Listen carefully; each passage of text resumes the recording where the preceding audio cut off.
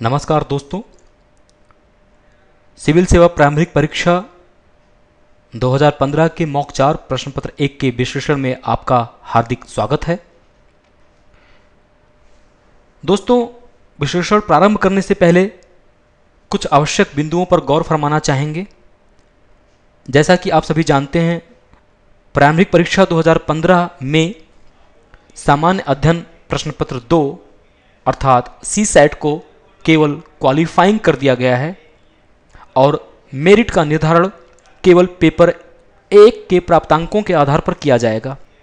इस महत्वपूर्ण बदलाव को ध्यान में रखते हुए अब हमें सामान्य अध्ययन प्रश्न पत्र 1 पर अधिक ध्यान देने की आवश्यकता है, उस पर अधिक एकाग्रचित होने की आवश्यकता है।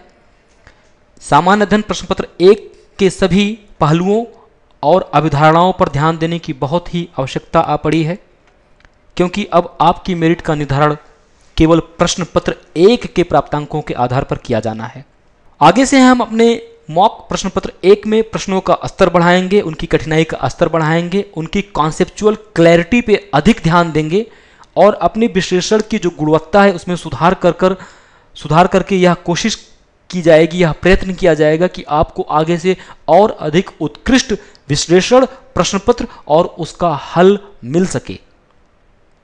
खंडवार विश्लेषण पे विश्लेषण करना या यह देखना कि किस प्रश्न के कितने प्रश्न थे कोई बहुत अधिक महत्वपूर्ण नहीं है, किंतु हम प्रश्नों का रूप क्या रखेंगे, प्रश्न पत्र का प्रारूप क्या होगा, उनके उत्तरों का किस हिसाब से किस तरह से विश्लेषण करेंगे, यह महत्वपूर्ण पहलू रहेगा। तो आइए प्रारंभ करते हैं प्रश्न पत्र 1 का विश्लेषण प्रश्न संख्या 1 से शुरू करते हुए और वही पुरानी पद्धति को लागू करते हुए हम केवल उन्हीं प्रश्नों पर अधिक ध्यान देंगे जो कि अधिक महत्वपूर्ण हैं, जो कि अधिक कठिन हैं या जो कि किसी प्रकार की अभिधारणा पर आधारित हैं। धन्यवाद। आइए प्रश्न संख्या 1 देखते हैं। 1857 की क्रांति के संबंध में निम्नलिखित कथनों पर विचार कीजिए। 1. यह क्रांति पूर्व नियोजित थी। 2. इस क्रांति के दौरान दिल्ली में प्रशासकों की एक समिति स्थापित की गई थी। 3. इस क्रांति के दौरान सभी विद्रोही नेताओं ने अपने अपने राज्यों में अपनी संप्रभुता घोषित कर दी। यदि आपने भारतीय स्वतंत्रता संग्राम का ठीक से अध्ययन किया है तो आप यह पाएंगे कि भारत का प्रथम स्वतंत्रता संग्राम पूर्व नियोजित नहीं था। यह अपने नियोजित तिथि के पूर्व ही प्रारंभ हो गया जब मंगल पांडे ने अप्रैल 1857 में ही बंगाल नेटिव इन्फेंट्री में विद्रोह कर दिया। कथन 1 गलत हो जाता है। कथन 1 गलत होने की स्थिति में विकल्प A हमारा निरसित किया जा सकता है। कथन 2 पे देखते हैं।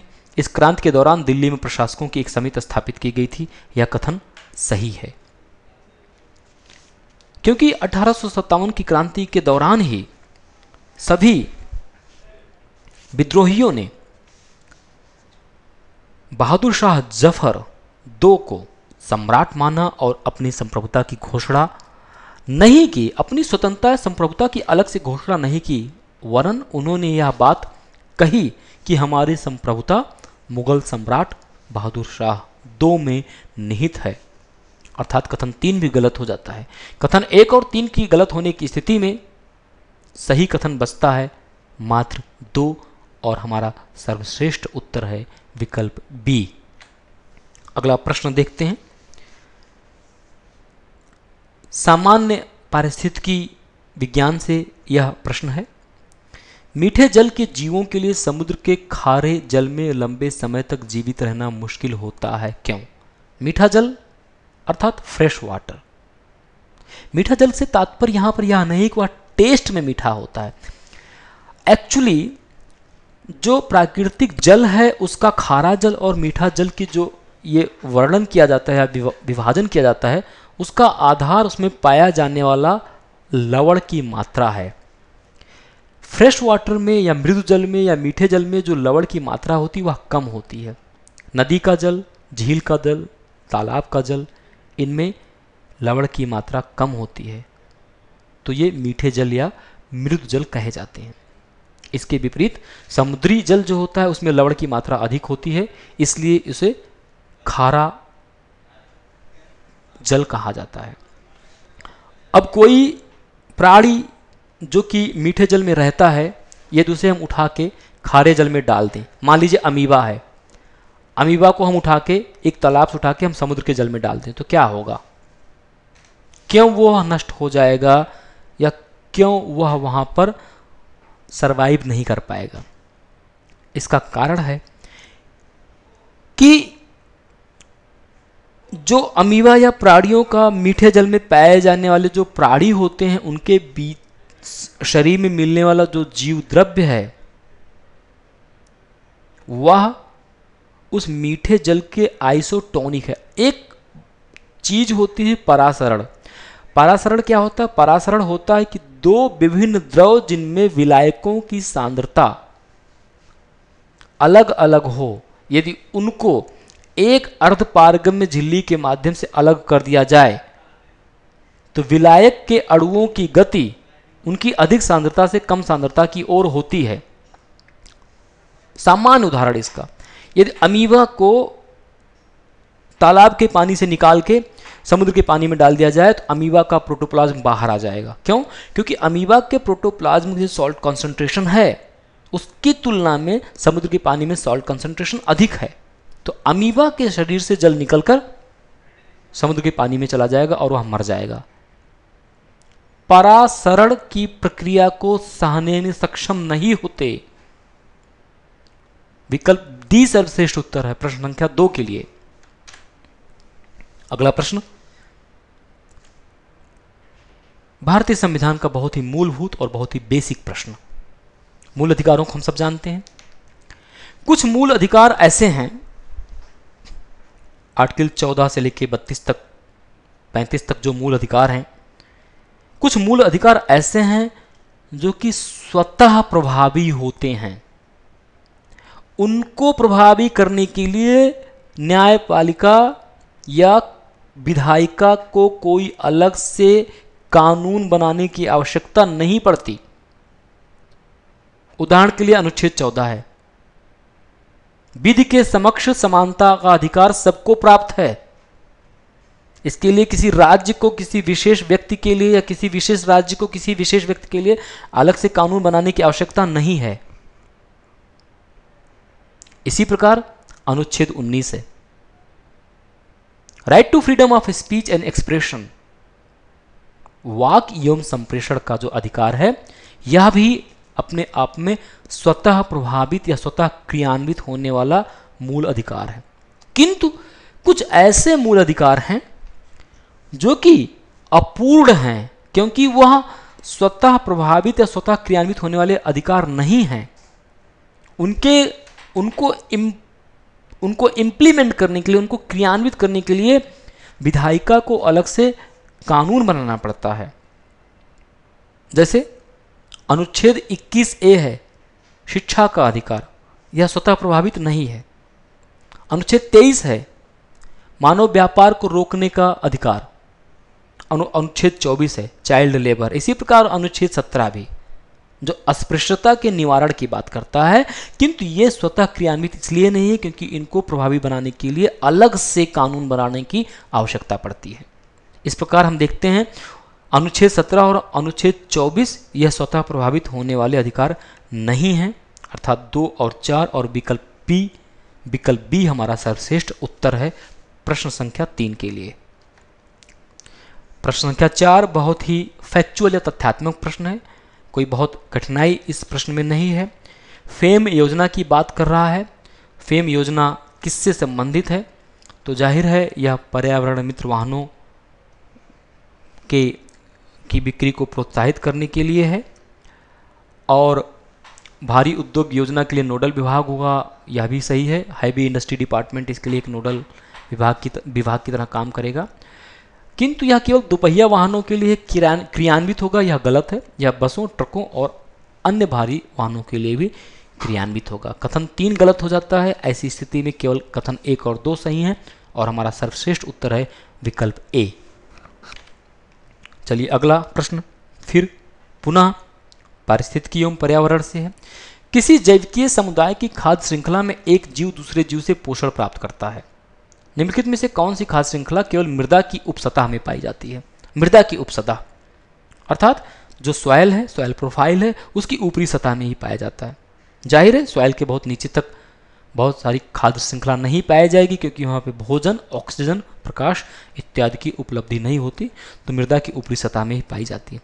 मृदा की ऊपरी सतह में क्या पाए जाएंगे? अब घटक पाए जाएंगे जो जीवित पदार्थों के क्षय को सुनिश्चित करेंगे, अर्थात विकल्प सी अपरद अपघटक खाद्य श्रृंखला वहीं पाई जाएगी। कोई पौधा मरा, कोई प्राणी मरा, बैक्टीरिया ने उसकी बॉडी को डिकम्पोज करना शुरू कर दिया और उसके तहत मिनरल और अन्य न्यूट्रिएंट्स जो हैं, पोषक तत्व हैं, उनकी रिसाइकलिंग करते हैं। तो मृदा की ऊपरी सतह पर अपरद खाद्य श्रृंखला पाई जाती है। विकल्प सी सर्वश्रेष्ठ उत्तर है। चलिए प्रश्न संख्या 6 देखते हैं। भारत की राष्ट्रपति की क्षमादान की शक्ति के संदर्भ में निम्नलिखित में कौन सा कथन गलत है? ए, इस शक्ति की प्रकृति विधायी है। बी, इसका न्यायिक पुनरावलोकन नहीं किया जा सकता है। सी, वह अपनी इस शक्ति का प्रयोग संघ के द्वारा बनाए गए किसी भी कानून के उल्लंघन पर कर सकता है। डी, क्षमादान का निर्णय और अन्य शक्तियों का प्रयोग राष्ट्रपति प्रधानमंत्री की सलाह से करता है। कौन सा कथन गलत पूछ रहा है? कथन ए ही गलत है। राष्ट्रपति की क्षमादान की शक्ति उसकी एग्जीक्यूटिव या कार्यान्वित की जाने वाली शक्ति है। इसकी प्रकृति विधायी नहीं वरन कार्यकारी है। ऐसा नहीं कि राष्ट्रपति को क्षमादान करना है तो विधायी शक्ति का तात्पर्य कि वो विधायिका उसके लिए कोई कानून बनाएगा, नहीं। वह उसकी एक सील या उसके चिन्ह की तरह से काम करती है। अगर उसने ठप्पा लगा दिया, मोहर लगा दिया, तो क्षमादान मान्य अमान्य जो भी है वो हो जाएगा।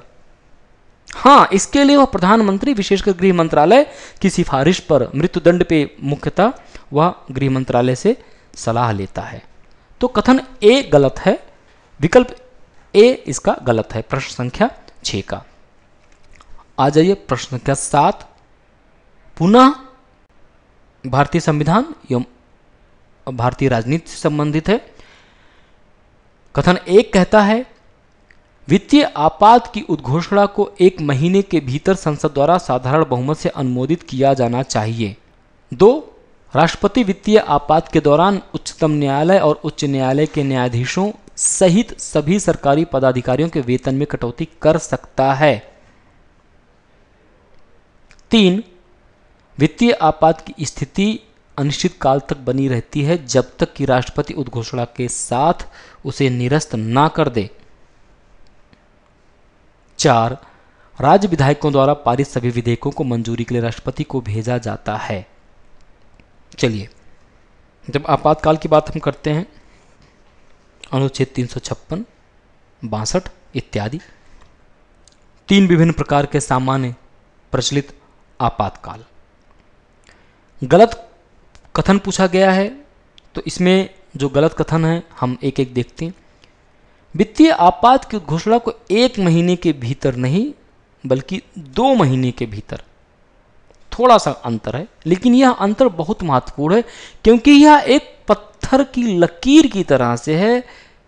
ये ऐसा नहीं है कि ये कोई प्राइस नहीं है, ये आर्थिक चीज नहीं है कि आज कुछ है कल कुछ हो जाए। यह संविधान में लिखा है, इसलिए यह पत्थर की लकीर है। इसलिए इन चीजों पे आपको तो पता होना ही चाहिए कि कौन सा संविधान में लिखित कौन सी प्रणाली, कौन सी पद्धति, कौन सी कार्यशक्ति कितने दिनों के भीतर प्रभावी या अप्रभावी हो जाएगी। 14 दिन हो, 1 महीना हो, 2 महीना हो, 3 महीना हो, 6 महीना, ये सब फिक्स है। इसलिए आपको ये बात पता होनी चाहिए। 2 महीने के भीतर, 2 महीने के भीतर आवश्यक रूप से साधारण बहुमत से अनुमोदन करना आवश्यक होता है वित्तीय आपात के लिए। राज्य विधायकों द्वारा पारित सभी विधेयकों को राष्ट्रपति की आवश्यकता नहीं पड़ती, वरन धन विधेयकों को आवश्यक रूप से राष्ट्रपति के अनुमोदन की आवश्यकता पड़ती है। तो देखा जाए तो कथन 1 और 4 गलत हैं, क्योंकि 2 और 3 ही सही हैं, 1 और 4 गलत हैं। विकल्प बी हमारा सर्वश्रेष्ठ उत्तर है प्रश्न संख्या 7 के लिए।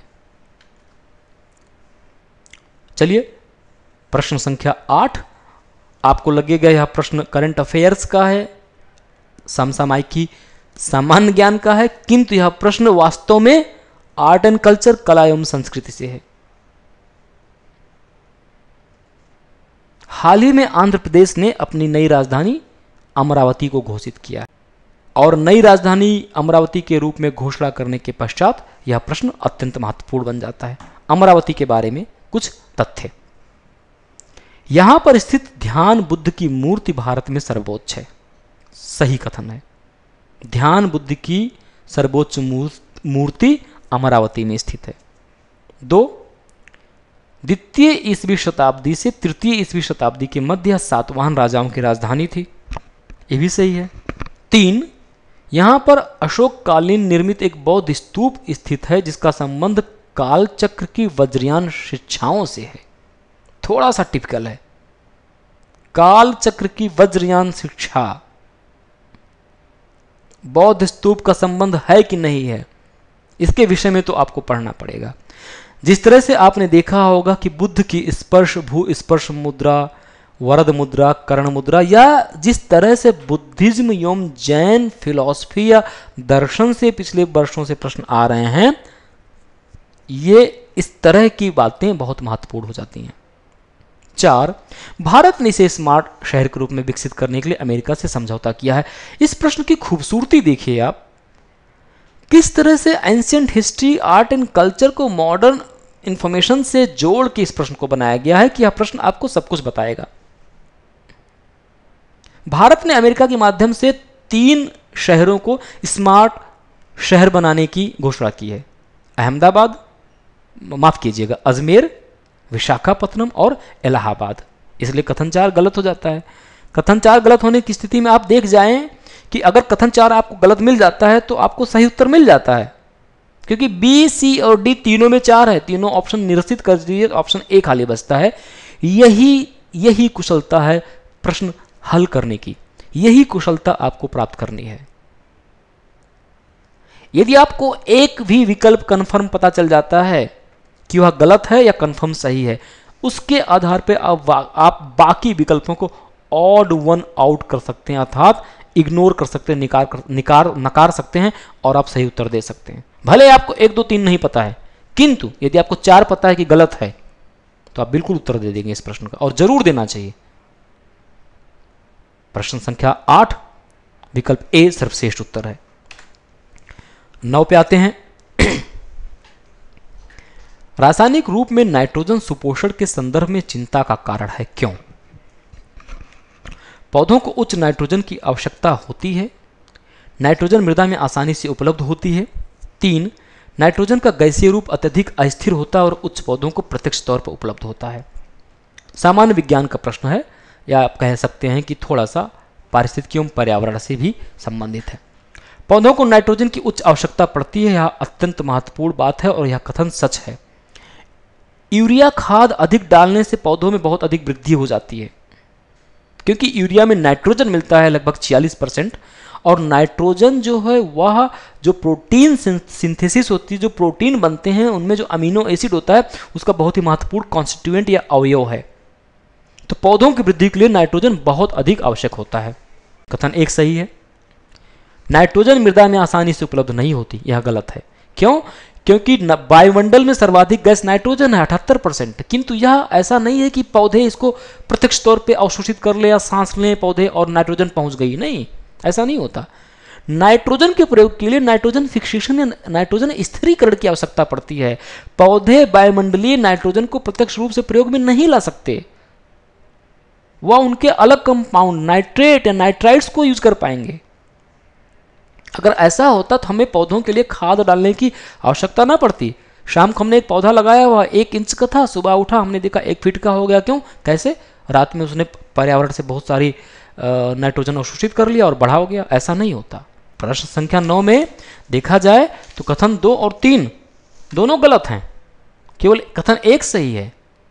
आइए प्रश्न संख्या 10 को देखते। अत्यंत सरल प्रश्न, बहुत ही तथ्यात्मक प्रश्न। भारत की आकस्मिकता भारत की आकस्मिकता निधि का गठन आकस्मिक व्यय को पूरा करने के लिए हुआ है, इसका गठन किया गया है। आप जानते हैं एक्सी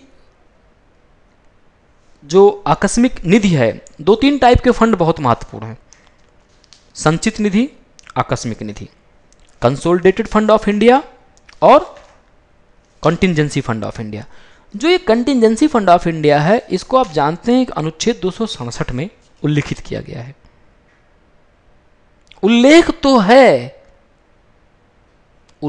तो है किंतु बना है या संवैधानिक विधि द्वारा नहीं बनी है, यह वैधानिक विधि द्वारा इसके लिए एक तरीके से एक अधिनियम पास किया गया, इसलिए बनाए।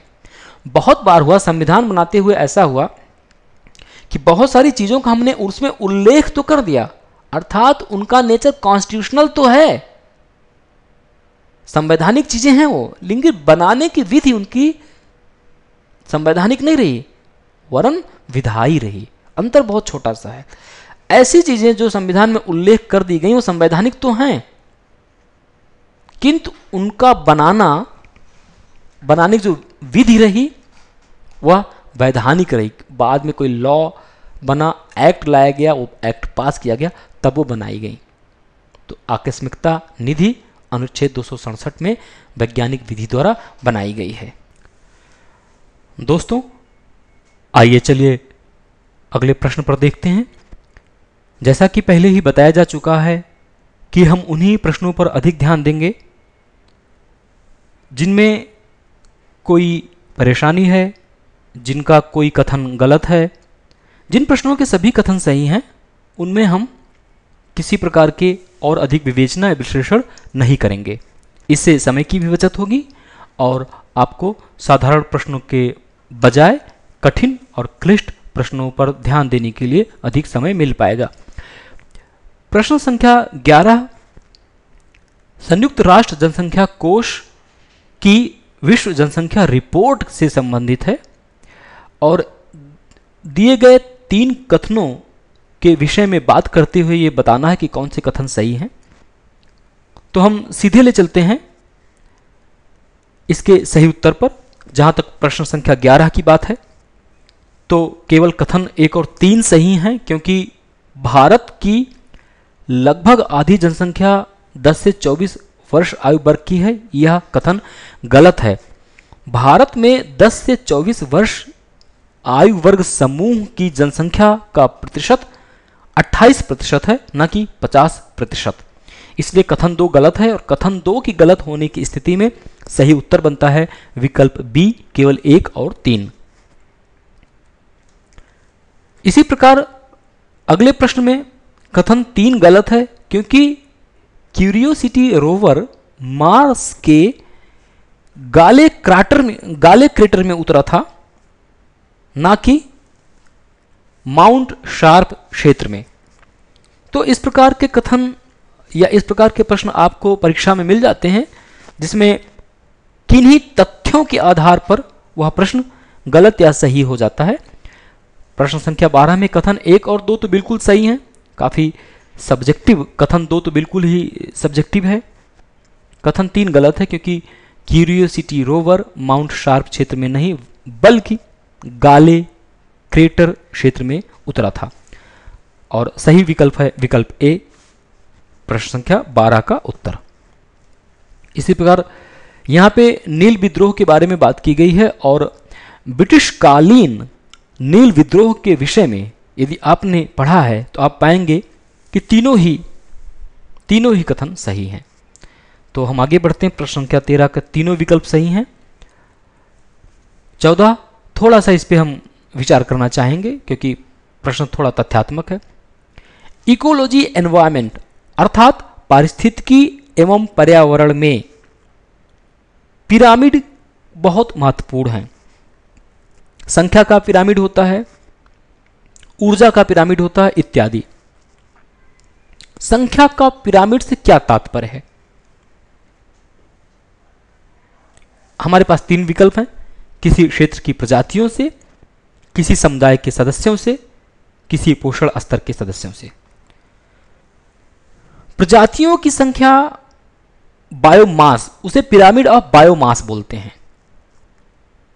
इसलिए संख्या का पिरामिड जो है वह किसी एक विशेष पोषण स्तर के सदस्यों की संख्या से सम्मिलित है या संबंधित है। संख्या के पिरामिड में जो बॉटम होता है उस पर क्या होते हैं? उस पर होते हैं उत्पादक। अब उत्पादक उनका पोषण स्तर है। सभी हरे पौधे जो कि सूर्य की किरणों के माध्यम से कार्बन डाइऑक्साइड और जल की मदद से ग्लूकोज की सिंथेसिस करते हैं प्रकाश संश्लेषण द्वारा और भोजन उत्पन्न करते हैं। बॉटम पे उत्पादक हैं हरे पौधे, उसके ऊपर प्राथमिक स्तर के उपभोक्ता हैं द्वितीयक एवं तृतीयक। तो संख्या का पिरामिड प्रत्येक पोषण स्तर पे सदस्यों की संख्या को बताता है। केवल 3 सही है। प्रश्न संख्या 14 में विकल्प सी सर्वश्रेष्ठ उत्तर है। 15 पे आते हैं। सामान्य भूगोल का प्रश्न है, आपको बिल्कुल बहुत ही सरल प्रश्न है, आपको बिल्कुल पता होगा। शीतोष्ण शंकुधारी वनों को सदाबहार वृक्षों के रूप में भी जाना जाता है और शीतोष्ण शंकुधारी वनों में प्रजातियों की कुल संख्या अधिक होने का कारण जलवायु स्थिति का चरम पर होना है। पूछा गया है कौन से कथन गलत हैं? बी गलत है। शीतोष्ण शंकुधारी वनों को सदाबहार वृक्ष कहा जाता है क्योंकि इनमें पतझड़ नहीं होता। बी इसलिए गलत है क्योंकि जैसे जैसे हम भूमध्य रेखा से अधिक उच्च अक्षांशों की ओर बढ़ते हैं जैव विविधता में कमी आती जाती है। जैव विविधता में कमी आने का कारण है कि प्राकृतिक जलवायु में जो विभिन्नता है वह कम होती जाती है और जलवायु तापमान या कोई दूसरा कारक चरम पर पहुंचने लगता है। अर्थात अगर टेम्परेचर बढ़ रहा है तो बढ़ता ही रहेगा या कम हुआ तो कम हो जाएगा। जबकि भूमध्य सागरीय या विश्वतीय वनों में ये नहीं होता, वहां पे अत्यधिक विभिन्नता पाई जाती है जलवायु में, जिसके कारण प्रजातियों की बहुलता है। जलवायु स्थिति का चरम पर होना यह कारण नहीं है, बल्कि जलवायु स्थिति में विभिन्नता बहुत अधिक है। चरम पर होगा तो प्रजाति बहुत कम पाई जाएंगी और शीतोष्ण शंकुधारी वनों में प्रजातियों की संख्या अत्यल्प है, कम है। तो दोनों आधारों पर यह कथन गलत है। प्रश्न संख्या 15 कथन 2 गलत है, अर्थात बी सर्वश्रेष्ठ उत्तर है। तथ्यात्मक प्रश्न है IRNSS Indian regional navigation satellite system में कुल 7 उपग्रह प्रक्षेपित किए जाएंगे। कथन 1 सही है, लेकिन कथन 2 गलत है क्योंकि इसमें 4 उपग्रह जियो स्टेशनरी सैटेलाइट में होंगे और 3 उपग्रह जियो सिंक्रोनस में होंगे। इसलिए कथन 2 गलत है, कथन 1 और 3 सही हैं क्योंकि भू स्थिर कक्षा की अपेक्षा भू समकालिक कक्षा में उपग्रहों की संख्या कम होगी। उल्टा है, भू समकालिक में 4 होंगे और भू स्थिर में 3 होंगे। कथन 2 गलत है, 1 और 3 सही है। विकल्प सी हमारा सर्वश्रेष्ठ उत्तर है। अगेन प्रश्न संख्या 17 पे हम बात करते हैं। तो 17 में यह है कि दोनों ही कथन सही हैं। अब संयुक्त राष्ट्र मानवाधिकार संगठन, क्या आपको लगता है कि महिलाओं, निर्जातीय, अल्पसंख्यक तथा नस्लीय अल्पसंख्यक लोगों के साथ भेदभाव करेगा? नहीं करेगा। बाय डिफॉल्ट स्टेटमेंट सही है। और UNHCR का उत्तरवर्ती संगठन यह भी सही है क्योंकि पहले इसका नाम यही हुआ करता था। वर्ष 2006 में संयुक्त राष्ट्र महासभा ने एक प्रपोजल पास किया, एक प्रस्ताव पारित किया, जिसके तहत UNHRC अर्थात UN मानवाधिकार परिषद का गठन किया गया, जिसने पूर्ववर्ती UN मानवाधिकार आयोग या UNHCR का स्थान लिया। दोनों ही कथन सही है। विकल्प सी सर्वश्रेष्ठ उत्तर है। अगला प्रश्न ये भी कुछ तथ्यों पर आधारित है। राष्ट्रीय औषधि मूल्य निर्धारण प्राधिकरण अर्थात अर्थात एनपीपीए ने आवश्यक औषधि मूल्य निर्धारण के लिए अपने निर्णय को वापस ले लिया है। एनपीपीए के संदर्भ में निम्न कथनों पर विचार कीजिए। एक, राष्ट्रीय औषधि मूल्य निर्धारण प्राधिकरण एनपीपीए एक सरकारी नियामक एजेंसी है जो कीमतों को नियंत्रित करती है। बिल्कुल सही है, यह कथन गलत हो ही नहीं सकता, क्योंकि इस तरह की बातें बड़ी सब्जेक्टिव होती हैं। तो ऐसे अगर कथन स्टेटमेंट आए तो आप बिल्कुल सही कर दीजिए। दो, भारतीय प्रतिस्पर्धा आयोग उन औषधियों की कीमतों के निर्धारण के लिए एनपीपीए को अधिकृत करता है जो आवश्यक दवाओं की राष्ट्रीय सूची अर्थात NLEM national list of essential medicines में नहीं आती हैं। यही कथन गलत है, क्योंकि यह काम भारतीय प्रतिस्पर्धा आयोग नहीं करता, बल्कि यह काम औषध मूल्य नियंत्रण आदेश के द्वारा किया जाता है। यह काम औषध मूल्य नियंत्रण आदेश के द्वारा किया जाता है। यह काम कंपटीशन कमीशन ऑफ इंडिया नहीं करता, बल्कि यह काम करता है ड्रग प्राइसेज कंट्रोल ऑर्डर 2013। अर्थात कथन 2 गलत है, कथन 1 सही है। विकल्प क्या बनता है? ए सर्वश्रेष्ठ उत्तर बनता है। चलिए प्रश्न संख्या 19, भौतिक भूगोल से अपवाह प्रणाली पर बहुत सारे प्रश्न पूछे जा चुके हैं, बहुत महत्वपूर्ण भी है। एकल अपवाह प्रणाली में सम्मिलित संपूर्ण जल प्रवाही क्षेत्र को अपवाह बेसिन कहते हैं।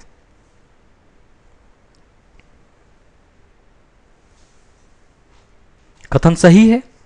गंगा बेसिन की बात करें तो गंगा की संपूर्ण अपवाह प्रणाली में जितनी नदियां सम्मिलित हैं सबको मिला के गंगेटिक बेसिन या गंगा का बेसिन कहा जाता है। दूसरा, अपवाह तंत्र नदी प्रणाली का एक मूलभूत स्थानिक भू आकृत इकाई है। तो जो किसी नदी का ड्रेनेज सिस्टम होता है वह उस नदी की भौगोलिक स्थिति या भौगोलिक आकृति की मूलभूत इकाई को बनाता है। यह बताता है कि अपवाह प्रणाली किस प्रकार बनेगी, डेंड्राइक होगा, लीनियर होगा, सर्कुलर होगा, कैसा होगा। तो दोनों ही कथन सही हैं। और पूछ रहा कौन सा कथन गलत है, तो कोई भी कथन गलत नहीं है, अर्थात ना तो एक ना ही दो। विकल्प डी हमारा सर्वश्रेष्ठ उत्तर बनेगा। ऐसे प्रश्नों में अत्यंत सावधानी बरतिएगा, क्योंकि कौन सा कथन गलत है और दोनों अगर कथन सही हैं तो ना तो एक ना ही दो सही विकल्प बनता है। इकोनॉमिक सर्वे 2014-15 के बारे में प्रश्न है, इसके अनुसार कौन सा कथन गलत है। तो 4 कथन बताए गए हैं। पहला है वर्ष 2014-15 में खाद्यान्न उत्पादन पिछले 5 वर्षों के औसत खाद्यान्न उत्पादन की अपेक्षा कम रहेगा। यही कथन गलत है। गलत इसलिए है क्योंकि आर्थिक सर्वेक्षण या आर्थिक सर्वे 2014-15 के अनुसार 2014-15 में खाद्यान्न उत्पादन पिछले वर्षों की तुलना में लगभग 9 टन अधिक रहेगा। 9 मिलियन टन, 9 मिलियन टन अधिक रहेगा। बाकी तीनों ही कथन सही हैं, इसलिए अधिक विश्लेषण की आवश्यकता नहीं। अगला प्रश्न, प्रश्न संख्या 21, इकोलॉजी एनवायरमेंट से। लाइकेन सब जानते हैं, लाइकेन क्या है? लाइकेन एक सिम्बायोटिक रिलेशनशिप है किसके किसके बीच? कवक और फफूंद के बीच, माफ कीजिएगा, फफूंद यानी कवक और शैवालों के बीच। शैवाल हरे होते हैं, फोटोसिंथेसिस के माध्यम से इसको भोजन प्रदान करते हैं, और कवक जो कि सफेद होता है, क्लोरोफिल या हरित लवक नहीं पाया जाता, अपना भोजन नहीं बना पाता, भोजन शैवाल से प्राप्त करता है, वह शैवाल को आश्रय देता है। अब कवक वायु प्रदूषण के महत्वपूर्ण सूचक माने जाते हैं। कैसे? क्योंकि जो फंगस होते हैं, कवक होते हैं, इनमें तंतु होते हैं बहुत सारे। ये जो इनके तंतु होते हैं ये करते क्या हैं कि वायु में जो विषैले तत्व हैं उनको ट्रैप कर लेते हैं, बांध लेते हैं और शोषित कर लेते हैं। और इस प्रकार यदि हम क्रमिक रूप में कवकों का अध्ययन करें जैसे वर्ष 2010 के कवक देखें, 11 के, 12 के, 13 के, इस तरह से, तो हम पाएंगे कि कवक जितना पुराना है उसमें वायु प्रदूषण के मात्रा को सूचित करने वाले जो विषैले तत्व हैं उनकी मात्रा बढ़ती गई है। इस प्रकार ये वायु प्रदूषण को इंगित करते हैं। तो कथन ए सर्वश्रेष्ठ उत्तर है। ब्रिटिश शासन के दौरान होम चार्जेज, प्रश्न आ चुका है 13 या 14 में ही। होम चार्जेस क्या था? तो होम चार्जेस क्या थे? भारत में एक पोस्ट हुआ करती थी भारत सचिव, सेक्रेटरी ऑफ इंडिया। 1857 के पश्चात ये कुछ विशेष पोस्ट बनाई गई, सेक्रेटरी ऑफ इंडिया, जिसे गवर्नर जनरल रिपोर्ट किया करता था। तो भारत सचिव द्वारा इंग्लैंड में किया जाने वाला व्यय जिसको भारत वहन करता था, इसको होम चार्जेस की कैटेगरी में बड़ी चालाकी से उन्होंने डाल दिया। नाम दिया होम चार्जेस। खर्च हो रहा है ब्रिटेन में लेकिन मत्थे पड़ रहा है भारत के, ऐसे याद रखिए होम चार्जेस। भारत की ओर से भारत सचिव द्वारा इंग्लैंड में किए जाने वाले विविध मदों में व्यय जो था वह, यहां तक कि भारत सचिव का जो आवास इंग्लैंड में था उसका अगर किराया है तो भी भारत से जाता था, ये मान लीजिए आप इस तरह से। तो विकल्प डी सर्वश्रेष्ठ उत्तर है। 23 फॉरेंसिक अंकेक्षण या फॉरेंसिक ऑडिटिंग क्या होती है? फॉरेंसिक लगा है तो क्या आपको ऐसा लगता है कि इसमें कोई किसी प्रयोगशाला में फॉरेंसिक टेस्टिंग होगी, ब्लड सैंपल चेक किया जाएगा, डीएनए चेक किया जाएगा? नहीं। फॉरेंसिक मतलब कि किसी क्राइम से रिलेटेड किया जाने वाला कोई जांच, और ऑडिटिंग अर्थात आर्थिक अपराध के संबंध में की जाने वाली सूक्ष्म जांच, जैसे कि वित्तीय अपराधों जैसे कि कपट, चोरी आदि की जांच के लिए किया जाने वाला अंकेक्षण है, इसे फॉरेंसिक अंकेक्षण कहते हैं। कर चोरी, मनी लॉन्ड्रिंग, इन सब का जब किया जाता है अंकेक्षण तो उसे फॉरेंसिक अंकेक्षण कहते हैं। मुख्य परीक्षा में सवाल आ सकता है इस पर। एग्जिम बैंक, भारतीय निर्यात आयात bank, export import bank of India किसके लिए ऋण की सीमा अर्थात LOC निर्धारित करता है या विस्तार कर सकता है? तो तीनों के लिए कर सकता है क्योंकि इसको अधिकार प्राप्त है। 25 पे आते हैं। यह अत्यंत महत्वपूर्ण प्रश्न है। वुड्स डिस्पैच के संदर्भ में क्या सही है? इसमें उद्घोषणा की गई थी कि सरकार की शिक्षा नीति का उद्देश्य पाश्चात्य शिक्षा प्रदान करना है। बिल्कुल सही है। इसमें उच्च शिक्षा का माध्यम अंग्रेजी घोषित किया गया था, यह कथन भी सही है। 3, इसने शिक्षा के माध्यम के रूप में स्थानीय भाषा को नकार दिया था, यह कथन गलत है। कथन 3 गलत है क्योंकि स्थानीय भाषा को प्राथमिक शिक्षा के लिए इसने स्थानीय भाषा को भी स्वीकार किया था, नकार नहीं दिया था। प्राथमिक स्तर पर स्थानीय भाषा को भी प्रोत्साहित किए जाने की बात की थी। कथन 3 गलत है, 1 और 2 सही हैं। सर्वश्रेष्ठ उत्तर होता है विकल्प ए। शायद आपको जो सॉल्यूशन दिया गया है या जो हल दिया गया है उसमें इसमें विकल्प सी बताया गया है, तो विकल्प कथन 3 गलत है। व्याख्या और उत्तर एक दूसरे के विरोधाभासी हैं। कथन 3 इसमें गलत है, कथन 1 और 2 सही हैं। विकल्प ए सर्वश्रेष्ठ उत्तर है। 26 राष्ट्रीय बाल नीति 2013 के संदर्भ में निम्न कथनों पर विचार कीजिए।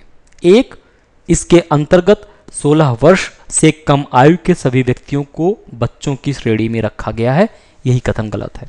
18 वर्ष से कम सभी लोगों को। दूसरा, यह नीति मात्र केंद्र सरकार की कार्रवाई एवं पहल के लिए पथ प्रदर्शक सिद्धांतों का निर्माण करती है, यह कथन भी गलत है क्योंकि कोई भी ऐसी नीति नहीं बनेगी जो केवल केंद्र सरकार के लिए उत्तरदायी हो, राज्य सरकार के लिए उत्तरदायी ना हो। भारत एक सोशल वेलफेयर स्टेट है, एक कल्याणकारी राज्य है, तो कोई भी नीति बनेगी तो भारत की जनता के लिए बनेगी। और भारत की जनता कोई ऐसी स्टेट सिटीजनशिप या सेंट्रल सिटीजनशिप में डिवाइड नहीं है, इसलिए कोई भी ऐसी नीति नहीं बनेगी जो कि केवल केंद्र सरकार के लोगों के लिए लागू हो, या फिर ऐसा कुछ नहीं हो सकता। ये हो सकता है समाज के किसी विशेष वर्ग के लिए लागू हो, कमजोर वर्गों के लिए हो, आरक्षित, लेकिन केवल केंद्र सरकार की नीति का पालन करे, अनुपालन करे, यह अव्यवहारिक बात है। कथन 1 भी गलत है, 2 भी गलत है, केवल कथन 3 सही है। विकल्प बी सर्वश्रेष्ठ उत्तर है।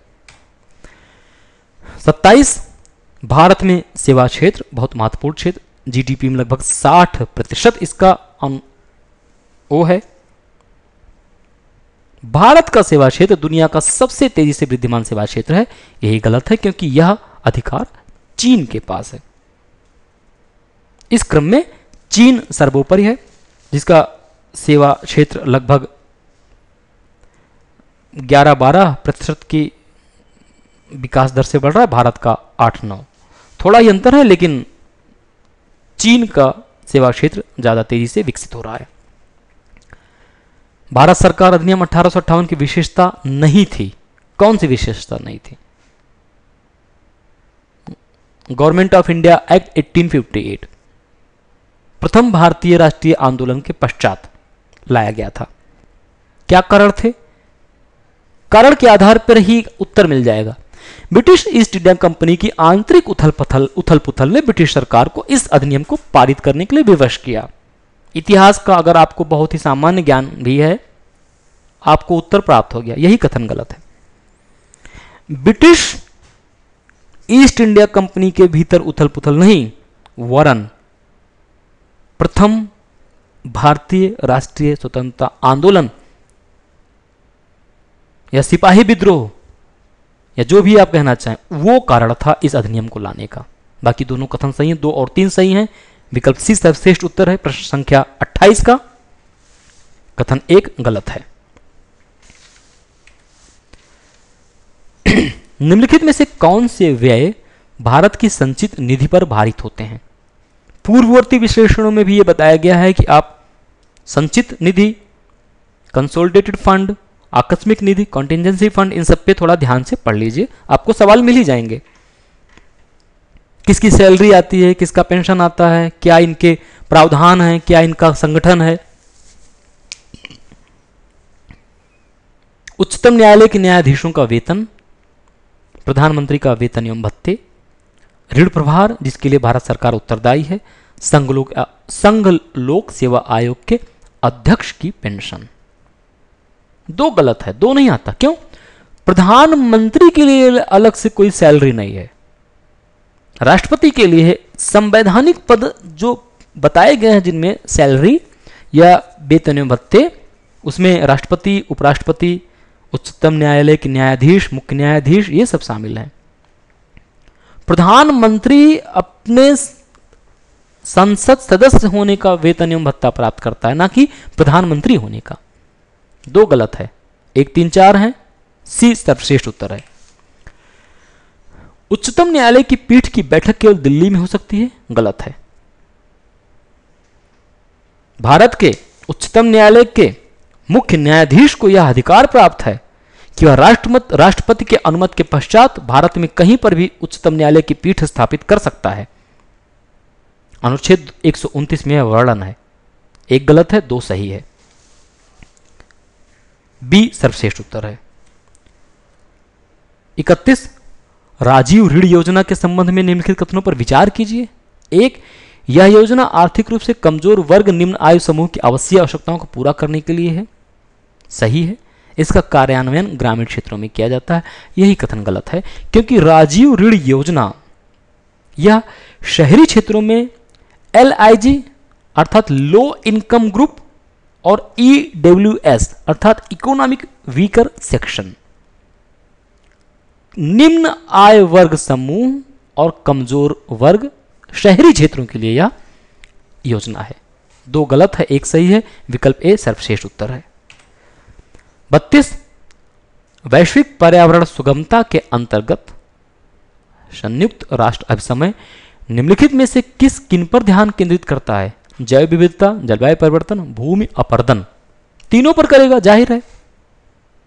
पर्यावरण की बात करेंगे तो तीनों पर ध्यान केंद्रित करेगा। ऐसा थोड़े ना होगा कि भूमि अपर्दन पर नहीं करेगा। क्यों नहीं करेगा?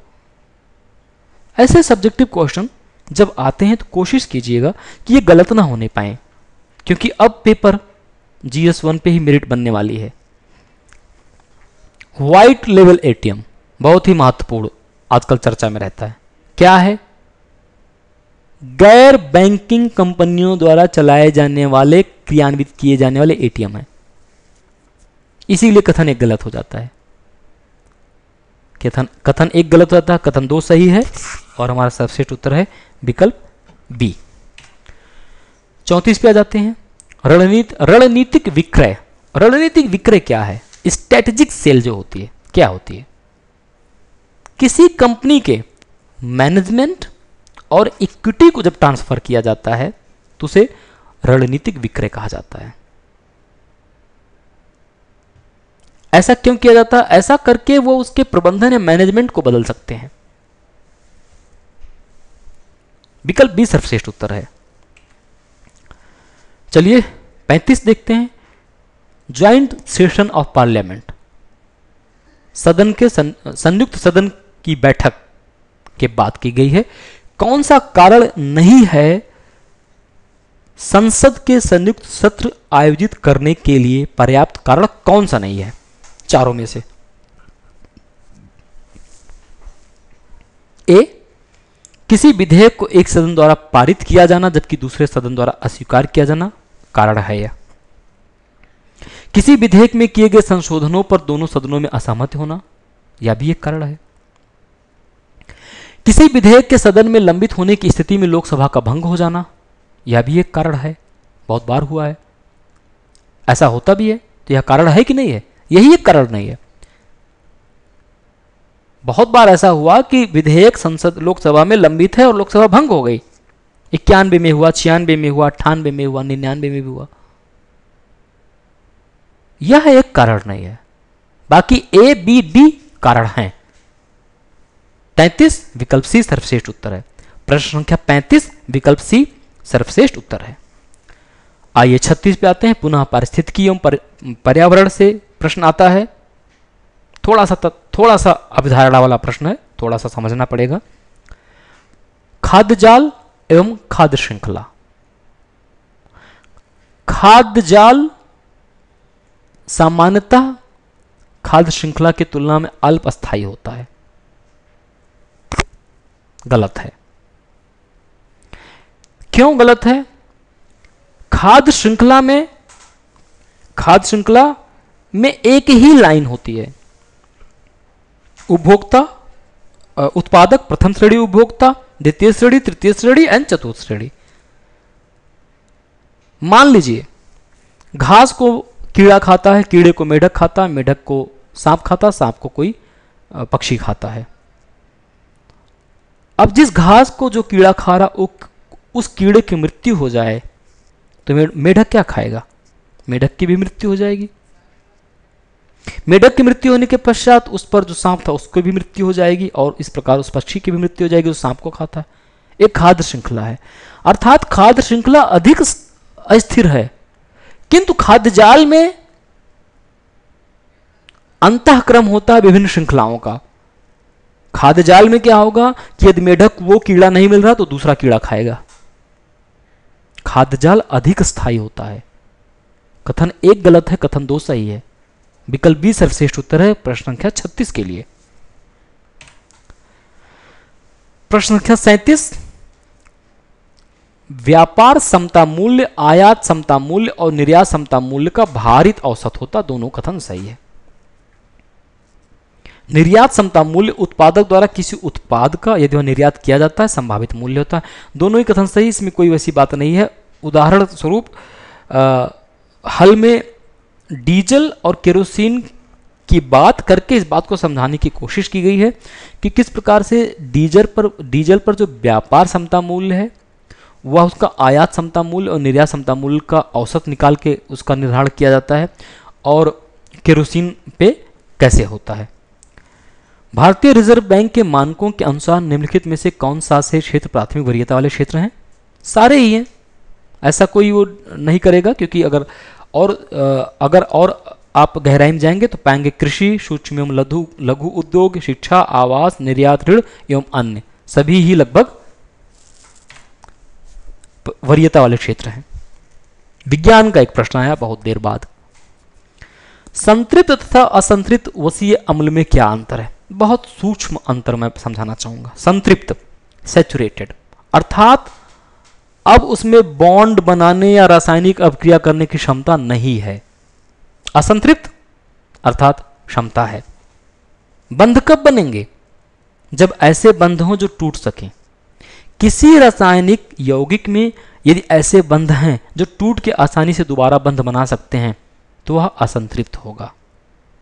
और यदि वह संतृप्त है अर्थात अब वह अस्थायी है, अब और अधिक रिएक्शन नहीं करेगा। तो पता कैसे चलेगा? संतृप्त में जो होते हैं उसमें कार्बन अणुओं के बीच एकल बंध होता है। कार्बन की वैलेंसी 4 होती है, अर्थात एक साथ वो 4 अलग अलग प्रकार के तत्वों के साथ बंध बना सकता है।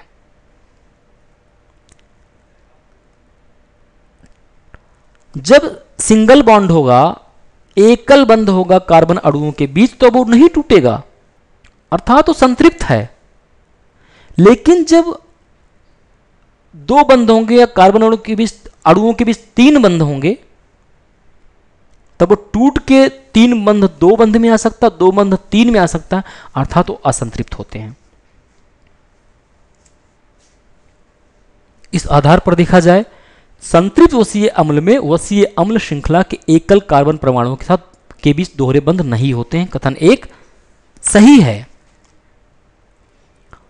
यही कारण है कि संतृप्त वसीय अम्ल कमरे के तापमान पर ठोस अवस्था में रहते हैं, जबकि असंतृप्त वसीय अम्ल कमरे के तापमान पर द्रव अवस्था में रहते हैं। तेल जो है, तेल और घी की बात करते हैं हम, ऑयल एंड फैट। ऑयल जो है वो अनसैचुरेटेड है, वो लिक्विड मिलेगा। घी, फैट सैचुरेटेड है, वह सॉलिड मिलेगा। असंतृप्त वसीय अम्ल के विपरीत संतृप्त वसीय अम्ल जल में घुलनशील होते हैं। जल में कोई घुलनशील नहीं होते। कार्बनिक यौगिक जल में घुलनशील नहीं होते। 3 गलत है, 1 और 2 सही है। विकल्प सी सर्वश्रेष्ठ उत्तर है। 73वां संविधान संशोधन के अनुसार नागालैंड, मेघालय, मिजोरम, जम्मू कश्मीर, दार्जिलिंग और मणिपुर के पहाड़ी क्षेत्रों पर लागू नहीं होते। भारतीय संविधान के 73वें संशोधन के प्रावधान नागालैंड, मेघालय, मिजोरम, जम्मू कश्मीर, दार्जिलिंग के पर्वतीय क्षेत्रों, मणिपुर के पहाड़ी क्षेत्रों में लागू नहीं होते। किन में लागू नहीं, अर्थात नागालैंड, जम्मू कश्मीर और पश्चिम बंगाल के कुछ क्षेत्र। सिक्किम पर लागू होते हैं, गोरखालैंड पर लागू होता है, अर्थात 1, 2, 3। डी सर्वश्रेष्ठ उत्तर है। माइक्रोवेव ओवन में भोजन जल्दी क्यों पक जाता है? कारण देखते हैं। माइक्रोवेव ओवन जो है उसमें माइक्रोवेव अर्थात सूक्ष्म तरंगें निकलती हैं। ये तरंगें क्या करती हैं? जो भोजन का पदार्थ होता है उसमें जो लिक्विड अर्थात जल होता है उसके सीधे अणुओं को ऊर्जा प्रदान करती है और वहां से गर्म करते हैं। इसके परिणाम क्या होते हैं? बर्तन गर्म नहीं होता, समय कम लगता है, ऊर्जा की बचत होती है। इसलिए 41 में देखा जाए तो 2 और 3 सही हैं। अत्यधिक ऊर्जा वहन करती हैं गलत है, क्योंकि ऊर्जा की मात्रा अत्यंत कम होती है, किंतु वो सीधे जाके अणुओं को ऊर्जा देती हैं, इसलिए भोजन जल्दी गर्म हो जाता है और ऊर्जा की बचत होती है। 42 ऑरोरा। आप ऑरोरा बोरेलिस, ऑरोरा ऑस्ट्रेलिस के बारे में जानते हैं। सौर किरणें, सौर ज्वाला से उत्पन्न होने वाला ऑरोरा। उत्तरी गोलार्ध में ऑरोरा बोरेलिस सही है, दक्षिणी गोलार्ध में ऑरोरा ऑस्ट्रेलिस सही है, नाम से ही बताता है। लेकिन अब सन स्पॉट और सोलर स्पॉट एंड ऑरोरा की बात जब करते हैं तो इन दोनों में संबंध है वो व्युत्क्रम स्तर पर। जब सोलर स्पॉट अपने उच्चतम स्तर पर होगा तो ऑरोरा का प्रभाव निम्नतम होगा, एंड वाइसी वर्सा, अर्थात इसका उल्टा। जब सोलर बिंदु अपने निम्नतम पर होगा तो ऑरोरा का प्रभाव अधिकतम होगा। ऐसा है। 3 गलत है, 1 और 2 सही है। प्रश्न 42 में, धरातलीय भागों में दरारें पड़ने से धरातल में वलन उत्पन्न हो जाता है। इसके धंसे हुए भाग को भ्रंश घाटी कहते हैं। निम्नलिखित में से कौन भ्रंश घाटी के उदाहरण हैं? लाल सागर, मृत सागर, नर्मदा घाटी। तीनों ही भैया, तीनों ही इसके उदाहरण हैं। और नर्मदा घाटी तो भारत में प्रचलित सबसे महत्वपूर्ण घाटी है, जो रिफ्ट वैली है। तीनों ही हैं। डेड सागर इसलिए काफी नीचे पाया जाता है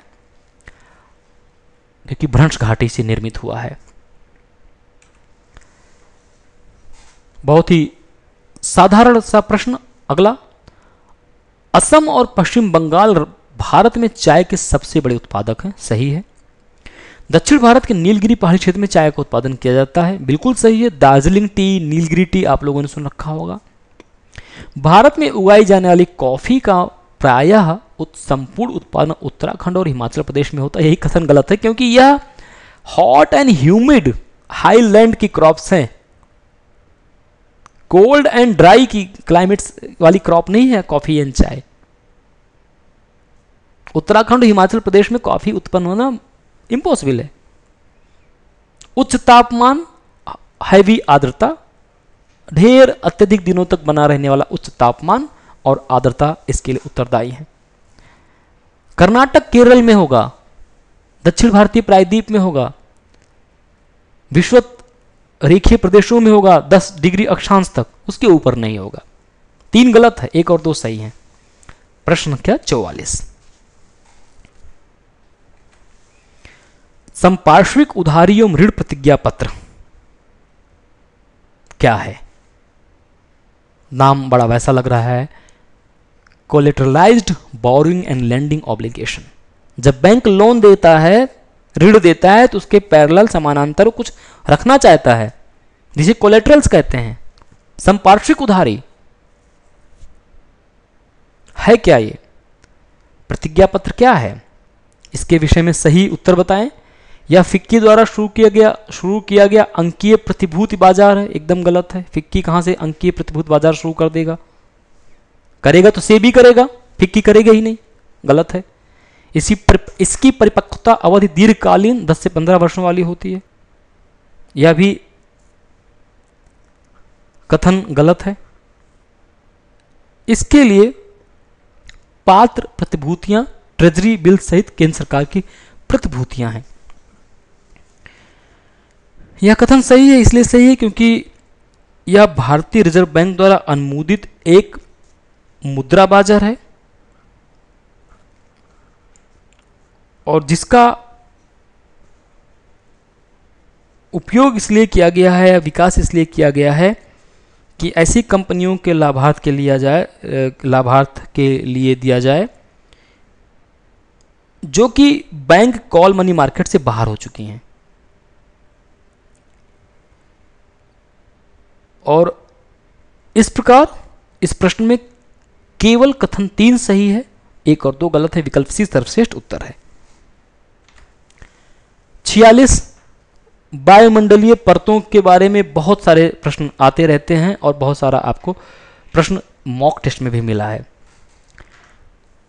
troposphere, stratosphere, mesosphere, ionosphere, exosphere, ये सामान्यतः इनका क्रम है। क्षोभ मंडल, समताप मंडल, मध्यम मंडल, आयन मंडल और बहिर्मंडल। क्षोभ मंडल पृथ्वी की सतह के ठीक ऊपर की परत है, सही है। क्षोभ मंडल में वायुमंडल के कुल आणविक द्रव्यमान का लगभग 3/4 भाग स्थित है, बिल्कुल सही है। इसका घनत्व सर्वाधिक है। समताप मंडल में वायुमंडलीय ओजोन जो कि सूर्य से होने वाले पराबैंगनी विकिरण को अवशोषित करती है, अधिकांश भाग स्थित है, बिल्कुल सही है। लगभग 18 से 50 किलोमीटर के बीच में 25 से 26 किलोमीटर की ऊंचाई पर ओजोन परत पाई जाती है।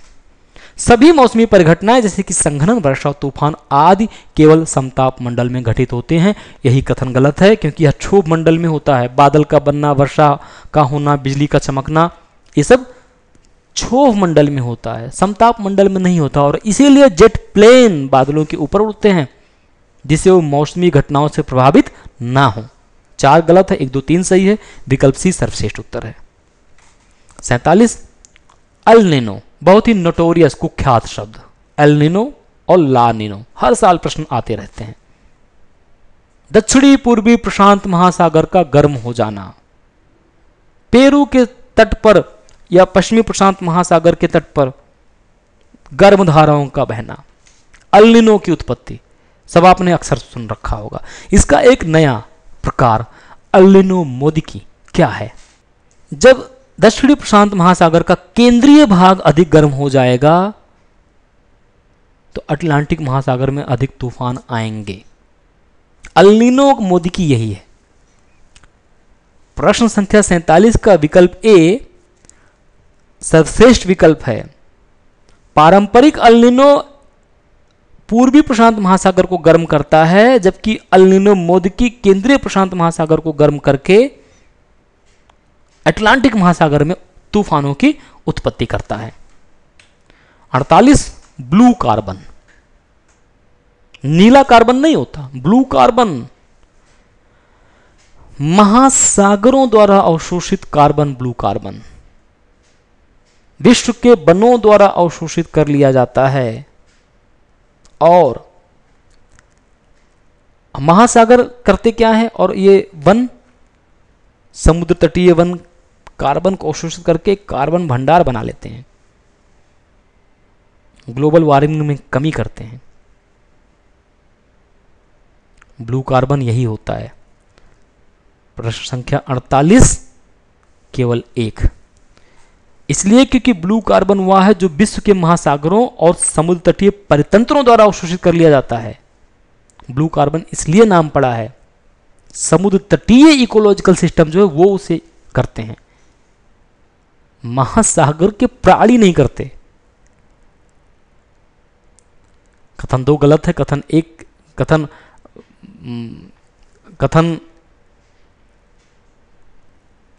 इस प्रश्न में थोड़ी सी और क्लैरिटी चाहेंगे।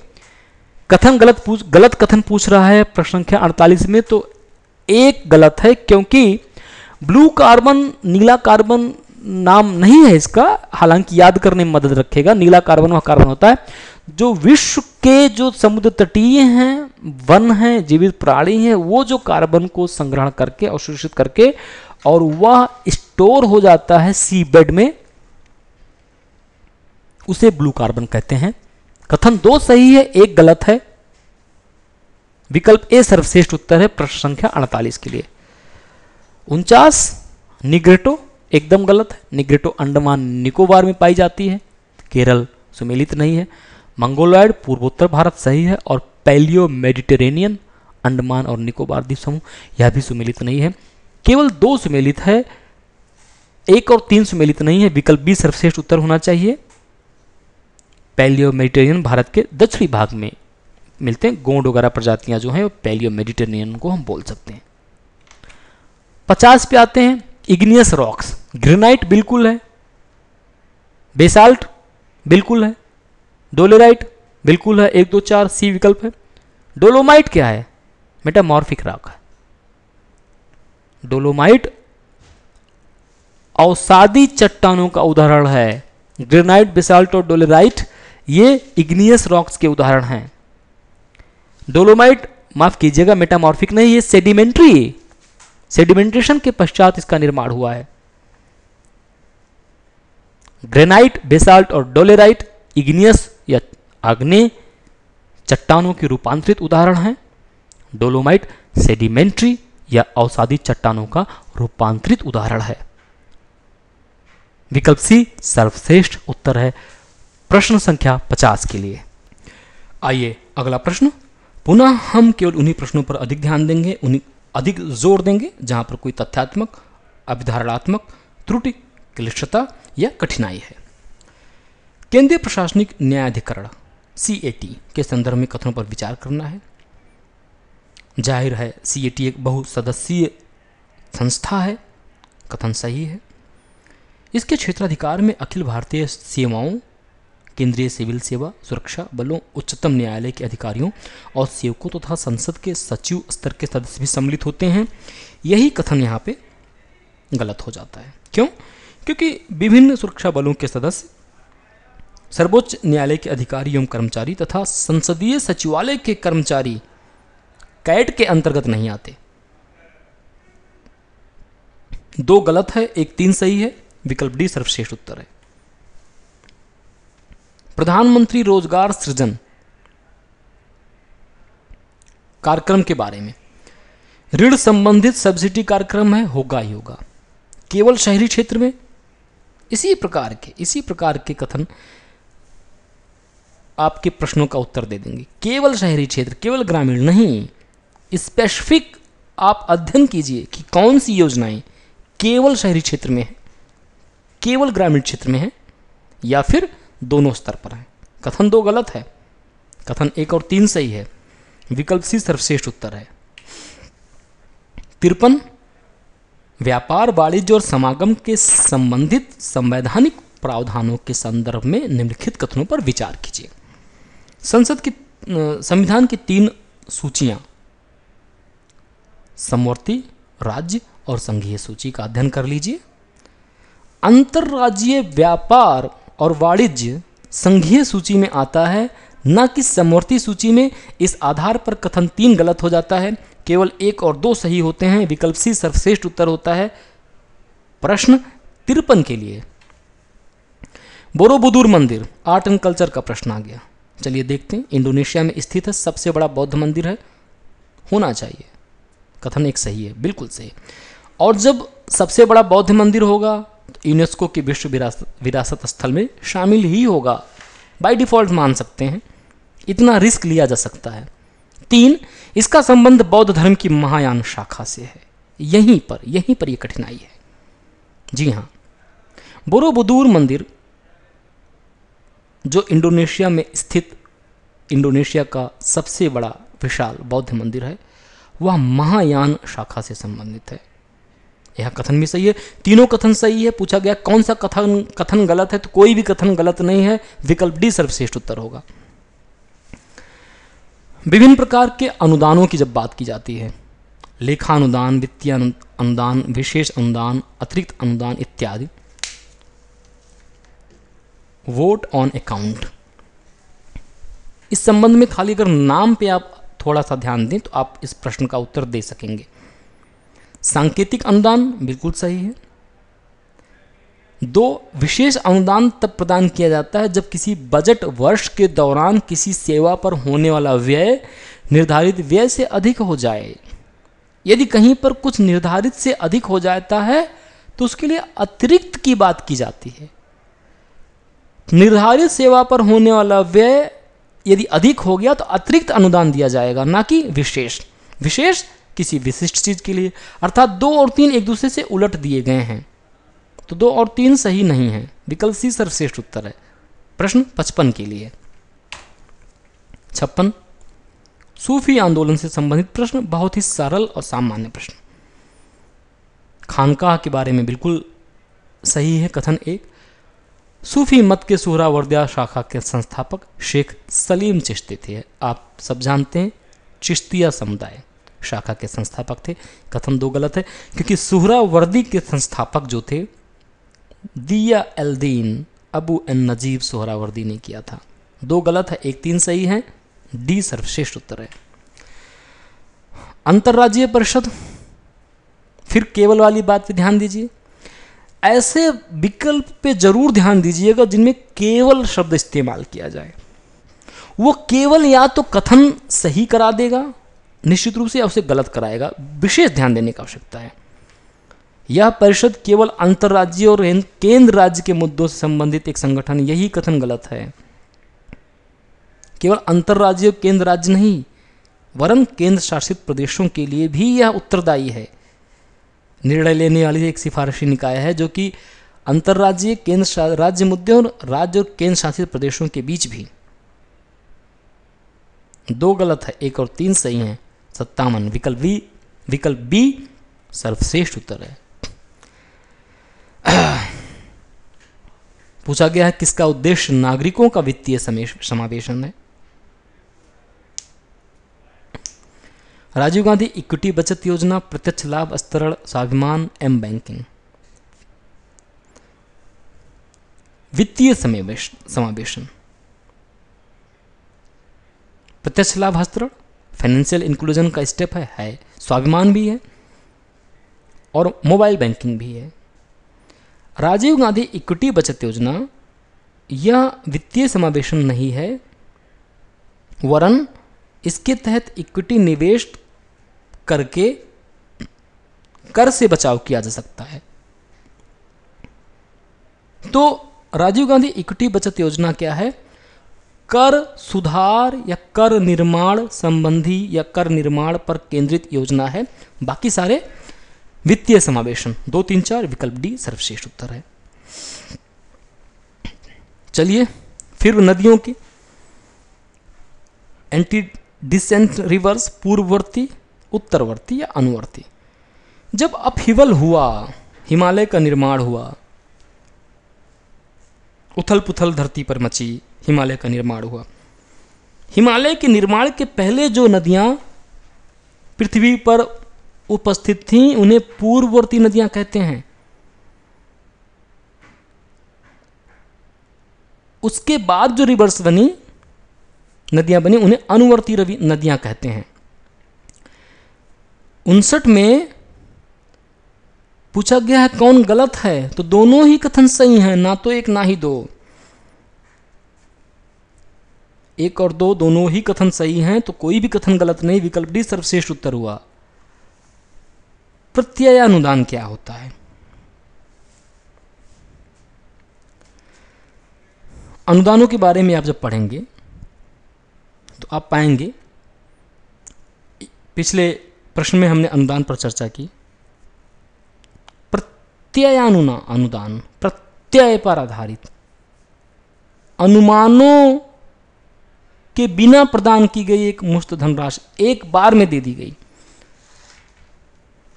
अर्थात प्रत्यानुदान होता है विस्तृत अनुमानों के अभाव में ही क्रेडिट पर जो शाखानुदान, शाख पर जो अनुदान दे दिया जाता है उसे प्रत्यानुदान कहते हैं। बिना कोई एस्टीमेट बनाए इस प्रकार का अनुदान दे दिया जाता है, अनुमानों पर आधारित, बिना किसी प्राक्कलन के, एस्टीमेट के। विकल्प डी सर्वश्रेष्ठ उत्तर है। 61 पे आते हैं। टोटीपोटेंसी एक चीज होती है, जो सेल्स होती हैं, कोशिकाएं। कुछ कोशिकाएं ऐसी होती हैं किसी भी प्रकार की कोशिका में विभेदित हो जाने की उनमें क्षमता होती है। उच्च प्राणियों में नहीं, लेकिन निम्न प्राणियों में काफी अधिक संख्या में ऐसी कोशिकाएं मिलती हैं, हाइड्रा वगैरह में मिलती हैं। एक सेल दूसरी सेल में कन्वर्ट हो जाती है, क्योंकि सेल डिफरेंशिएशन, कोशिका विभिन्नता प्रारंभ नहीं होती तब तक। वही पूछा गया कि कौन सी कोशिका पूर्ण शक्तता वाली कोशिका है या फिर टोटीपोटेंट सेल है। एम्ब्रियो सेल्स, भ्रूण, युग्मज, अस्थिमज्जा, एपिडर्मल कोशिकाएं। तो इस गुण के आधार पर जो स्पोर्स होते हैं और जो जाइगोट होता है, जाइगोट क्या होता है? स्पर्म ओवम मिले, फ्यूजन हुआ, नंबर ऑफ क्रोमोसोम्स डबल हुए, कोशिका हैप्लॉयड से डिप्लॉयड हो गई, अब वो डिवीजन हुआ, पहला 2 कोशिका, फिर 4, फिर 8, इस तरह से जाइगोट बनता है। जाइगोट के बाद फिर जब ऑर्गन डिफरेंशिएशन हो जाता है तो उसे हम एम्ब्रियो बोलते हैं। तो जो जाइगोट होता है उसमें जो 4 सेल हैं या 8 सेल या 16 सेल, 32 सेल स्टेज जो है, कोशिकाएं में विभाजित नहीं होती। इस प्रकार से विभाजित नहीं होती कि फिर कोशिका के स्तर पर ये फिक्स नहीं होता कि ये कोशिका ये बनाएगी। टोटीपोटेंट सेल होती हैं, उन्हीं से सारी सेल बन जाती हैं।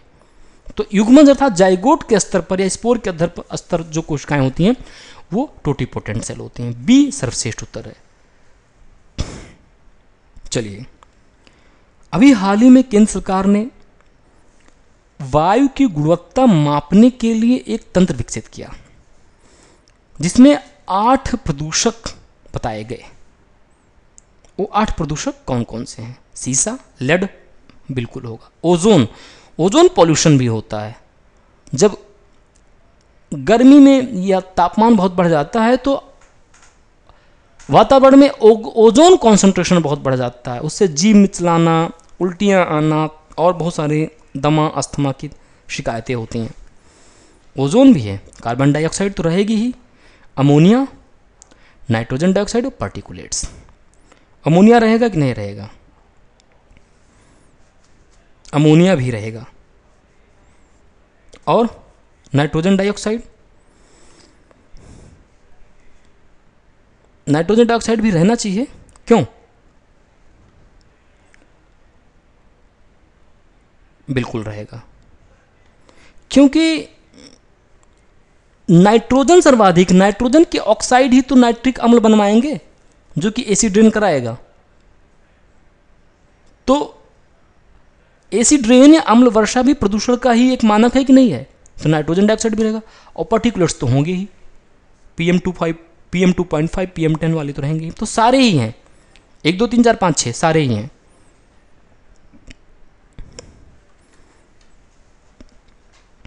ठोस कार्बन डाइऑक्साइड को शुष्क बर्फ कहते हैं। क्यों? क्योंकि यह बर्फ की तरह दिखती है। किसी भी वस्तु से स्पर्श कराने पर ठोस कार्बन डाइऑक्साइड से शुष्क कर देता है, ड्राई कर देता है, एब्जॉर्ब कर लेता है मॉइस्चर। दोनों ही कथन सही हैं। मोहनजोदड़ो विश्व के प्राचीनतम नगरों में से एक है, किंतु वर्तमान में इस नगर के अवशेषों का तीव्र क्षरण हो रहा है। इसके क्या कारण है? मोहनजोदड़ो पाकिस्तान में स्थित, क्या कारण है कि मोहनजोदड़ो वर्तमान में क्षय हो रहा है? हड़प्पा के विपरीत इस नगर में पकी ईंटों के स्थान पर मिट्टी की कच्ची ईंटों का प्रयोग किया गया था। गलत है। हड़प्पा और मोहनजोदड़ो दोनों में पकी ईंटें लगाई गई थीं। 2, बार बार भूकंप की घटनाओं के कारण वर्तमान में इसकी दीवारें आधार से गिर रही हैं, जो कि उत्खनन के पूर्व पूर्णतः संगठित और सुरक्षित थीं। यह कथन भी गलत है। 3, भूमिगत जल में लवणता एवं वातावरण की आर्द्रता के कारण यह नष्ट हो रहा है। यही कथन सही है। हुआ यह कि जब तक अवशेष मिट्टी के नीचे थे तब तक वो बाहरी जल के संपर्क में नहीं आए और बाहरी मॉइस्चर के संपर्क में भी नहीं आए। जब उनको एक बार उत्खनन हो गया, वो बाह्य वातावरण के संपर्क में आए, तो मोहनजोदड़ो में जो जल है उसमें लवणता बहुत ज़्यादा है। उस लवणता के कारण ईंटें जो हैं गल जा रही हैं, जो ईंट लगी वो गल रही हैं और आधार से कमज़ोर हो रहा है। इसके अतिरिक्त जो वातावरण में आर्द्रता है वो भी नुकसान पहुंचा रहा। तो केवल कथन 3 सर्वश्रेष्ठ उत्तर है इस प्रश्न में। विकल्प बी, प्रश्न संख्या 64 में विकल्प बी सर्वश्रेष्ठ उत्तर है हमारा। 65 पे आते हैं। भारत सरकार ने अपनी 11 सेवाओं के लिए एकल खिड़की ई-बिज पोर्टल की शुरुआत की है। कौन कौन सी सेवाएं इसमें शामिल हैं? नाम उपलब्धता, कर कटौती खाता संख्या जारी करना, नियोक्ता पंजीकरण, किसी कंपनी के विरुद्ध वाद की सूचना। आपको नाम से क्या लग रहा है? नेम अवेलेबिलिटी तो रहेगी ही रहेगी, और TDAN जो होता है टैक्स डिडक्शन अकाउंट नंबर, ये भी रहेगा, क्योंकि आप कंपनी खोलते हैं तो आपको ये प्राप्त होता है। एम्प्लॉयर रजिस्ट्रेशन भी रहेगा, रजिस्ट्रेशन नंबर, क्योंकि किसी कंपनी के विरुद्ध वाद की जो सूचना है यह लॉजिकल नहीं लग रहा। यही गलत है। 1 2 3 सही है। बी सर्वश्रेष्ठ उत्तर है। 1 2 3 दिया जाएगा, 4 नहीं दिया जाएगा। मध्यकालीन भारत का बहुत ही सामान्य और सरल प्रश्न। लोदी, ममलूक, खलजी और तुगलक सल्तनत कालीन क्रम पूछा गया है, कालानुक्रम, क्रोनोलॉजिकल ऑर्डर पूछा गया है।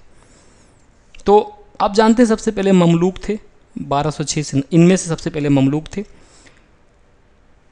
लगभग 1290 तक। फिर खलजी आया बहुत ही शॉर्ट पीरियड के लिए 1290 से 1320-22 तक। तुगलक आया, सैयद आया, लोदी आया। तो ममलूक, खलजी, तुगलक, सैयद, लोदी, ये था सीक्वेंस इनका। ममलूक, खिलजी 2-3, तुगलक 2-3-4-1। 2-3-4-1 कौन सा है? विकल्प बी सर्वश्रेष्ठ उत्तर है। अगला प्रश्न देखते हैं। फिर पुनः यह प्रश्न सरल है, संयुक्त बैठक से संबंधित है। साधारण विधेयक संसद के दोनों सदनों द्वारा संयुक्त बैठक के लिए निर्दिष्ट किया जाता है तो यह पारित किया जाता है दोनों सदनों में उपस्थित और मतदान करने वाले कुल सदस्यों के साधारण बहुमत से। साधारण विधेयक के लिए लाया गया ज्वाइंट संयुक्त सत्र साधारण बहुमत से उपस्थित और वोट करने वाले, मतदान करने वाले साधारण बहुमत से पारित होता है। प्राचीन भारत या आर्ट एंड कल्चर कह सकते हैं। ऐतरेय, तांड्य, शतपथ, ब्राह्मण। भाग बताना कि किस वेद के भाग हैं, ऋग्वेद, यजुर्वेद, सामवेद। सुमेलित पूछा गया कौन सा है, तो तांड ब्राह्मण या पंचविंश ब्राह्मण सामवेद से संबंधित है और शतपथ ब्राह्मण यजुर्वेद से संबंधित। अर्थात तांड और शतपथ दोनों उल्टे कर दिए गए हैं, केवल ऐतरेय ब्राह्मण सही लिखा गया जो कि ऋग्वेद से संबंधित है। विकल्प ए सर्वश्रेष्ठ उत्तर है। ग्रीन बॉन्ड के विषय में, एक करमुक्त बॉन्ड होते हैं, एकदम सही है। ग्रीन बॉन्ड, ग्रीन शब्द लग जाए समझ लीजिए क्लाइमेट इकोलॉजी से रिलेटेड है। जलवायु बॉन्ड होते, ये भी सही है। मुख्य उद्देश्य जलवायु परिवर्तन से निपटने के लिए आवश्यक उपायों के ऊपर ध्यान केंद्रित करना, बाय डिफॉल्ट सही होगा। ये तीनों ही सही हैं। 70 पे आते हैं। स्वदेशी आंदोलन के दौरान निम्नलिखित में से कौन सी घटनाएं घटित हुई? स्वदेशी आंदोलन यानी 1905 के आसपास। स्वदेशी आंदोलन की औपचारिक घोषणा कलकत्ता टाउन हॉल में आयोजित किए गए एक सम्मेलन में की गई, सही है। सुरेंद्र नाथ बनर्जी ने भारत का दौरा कर लोगों को लिवरपूल में निर्मित नमक का बहिष्कार करने के लिए प्रेरित किया, यह भी सही है। बंगाल विभाजन लागू होने वाले दिन को संपूर्ण बंगाल में बहिष्कार दिवस के रूप में मनाया गया, यही गलत है। शोक दिवस में मनाया गया था, शोक दिवस में मनाया गया था। रक्षाबंधन वगैरह बांधने की परंपरा शुरू किया रविन्द्रनाथ टैगोर ने, बहिष्कार दिवस के रूप में नहीं मनाया गया। 3 गलत है, 1 और 2 सही है। भारत के राष्ट्रीय फल आम के संबंध में निम्नलिखित कथनों में से कौन सा कथन गलत है? भारत में इसे उगाने की शुरुआत 16वीं शताब्दी में पुर्तगालियों द्वारा की गई, यही गलत है क्योंकि आम्र एक मलयालम अम्लिका से उत्पन्न शब्द है और अत्यंत प्राचीन काल से भारत में उत्पन्न किया जा रहा है, ये गलत है। 72 भारतीय मानसून। भारत की जलवायु सामान्यतः उपोष्ण उष्णकटिबंधीय मानसूनी जलवायु है, गलत है। मानसून धरातलीय स्थायी पवनों के परिसंचरण और दाब प्रवणता पट्टी का परिणाम है। पूछा गया कौन सा कथन गलत है, तो कथन 2 गलत है। इसका कथन 1 सही है क्योंकि भारत का जो मानसून है वो मुख्यतः उपोष्ण उष्णकटिबंधीय मानसूनी जलवायु है। पूछा गया गलत है कि नहीं, नहीं, यह सही है, यह कथन सही है। इसलिए जो है कथन 2 केवल गलत है। कथन 2 इसलिए गलत है क्योंकि मानसून धरातलीय स्थायी पवनों की परिसंचरण और दाब प्रवणता पट्टी का परिणाम नहीं है, बल्कि यह परिणाम है अस्थायी पवनों के परिसंचरण का परिणाम है। भारत का जो जलवायु है सब ट्रॉपिकल मानसूनिक है, सही है। Permanent migration of planetary winds की कथन बात गलत है, टेम्परेरी विंड्स की बात है, अस्थायी पवनों का, इसलिए कथन 2 गलत है। विकल्प बी सर्वश्रेष्ठ उत्तर है। चलिए अगला देखते हैं। मंदिर राजवंश से सुमेलित करना है। सातरथ, खजुराहो, दिलवाड़ा, बृहदेश्वर, सातवाहन, राष्ट्रकूट, चालुक्य और चोल।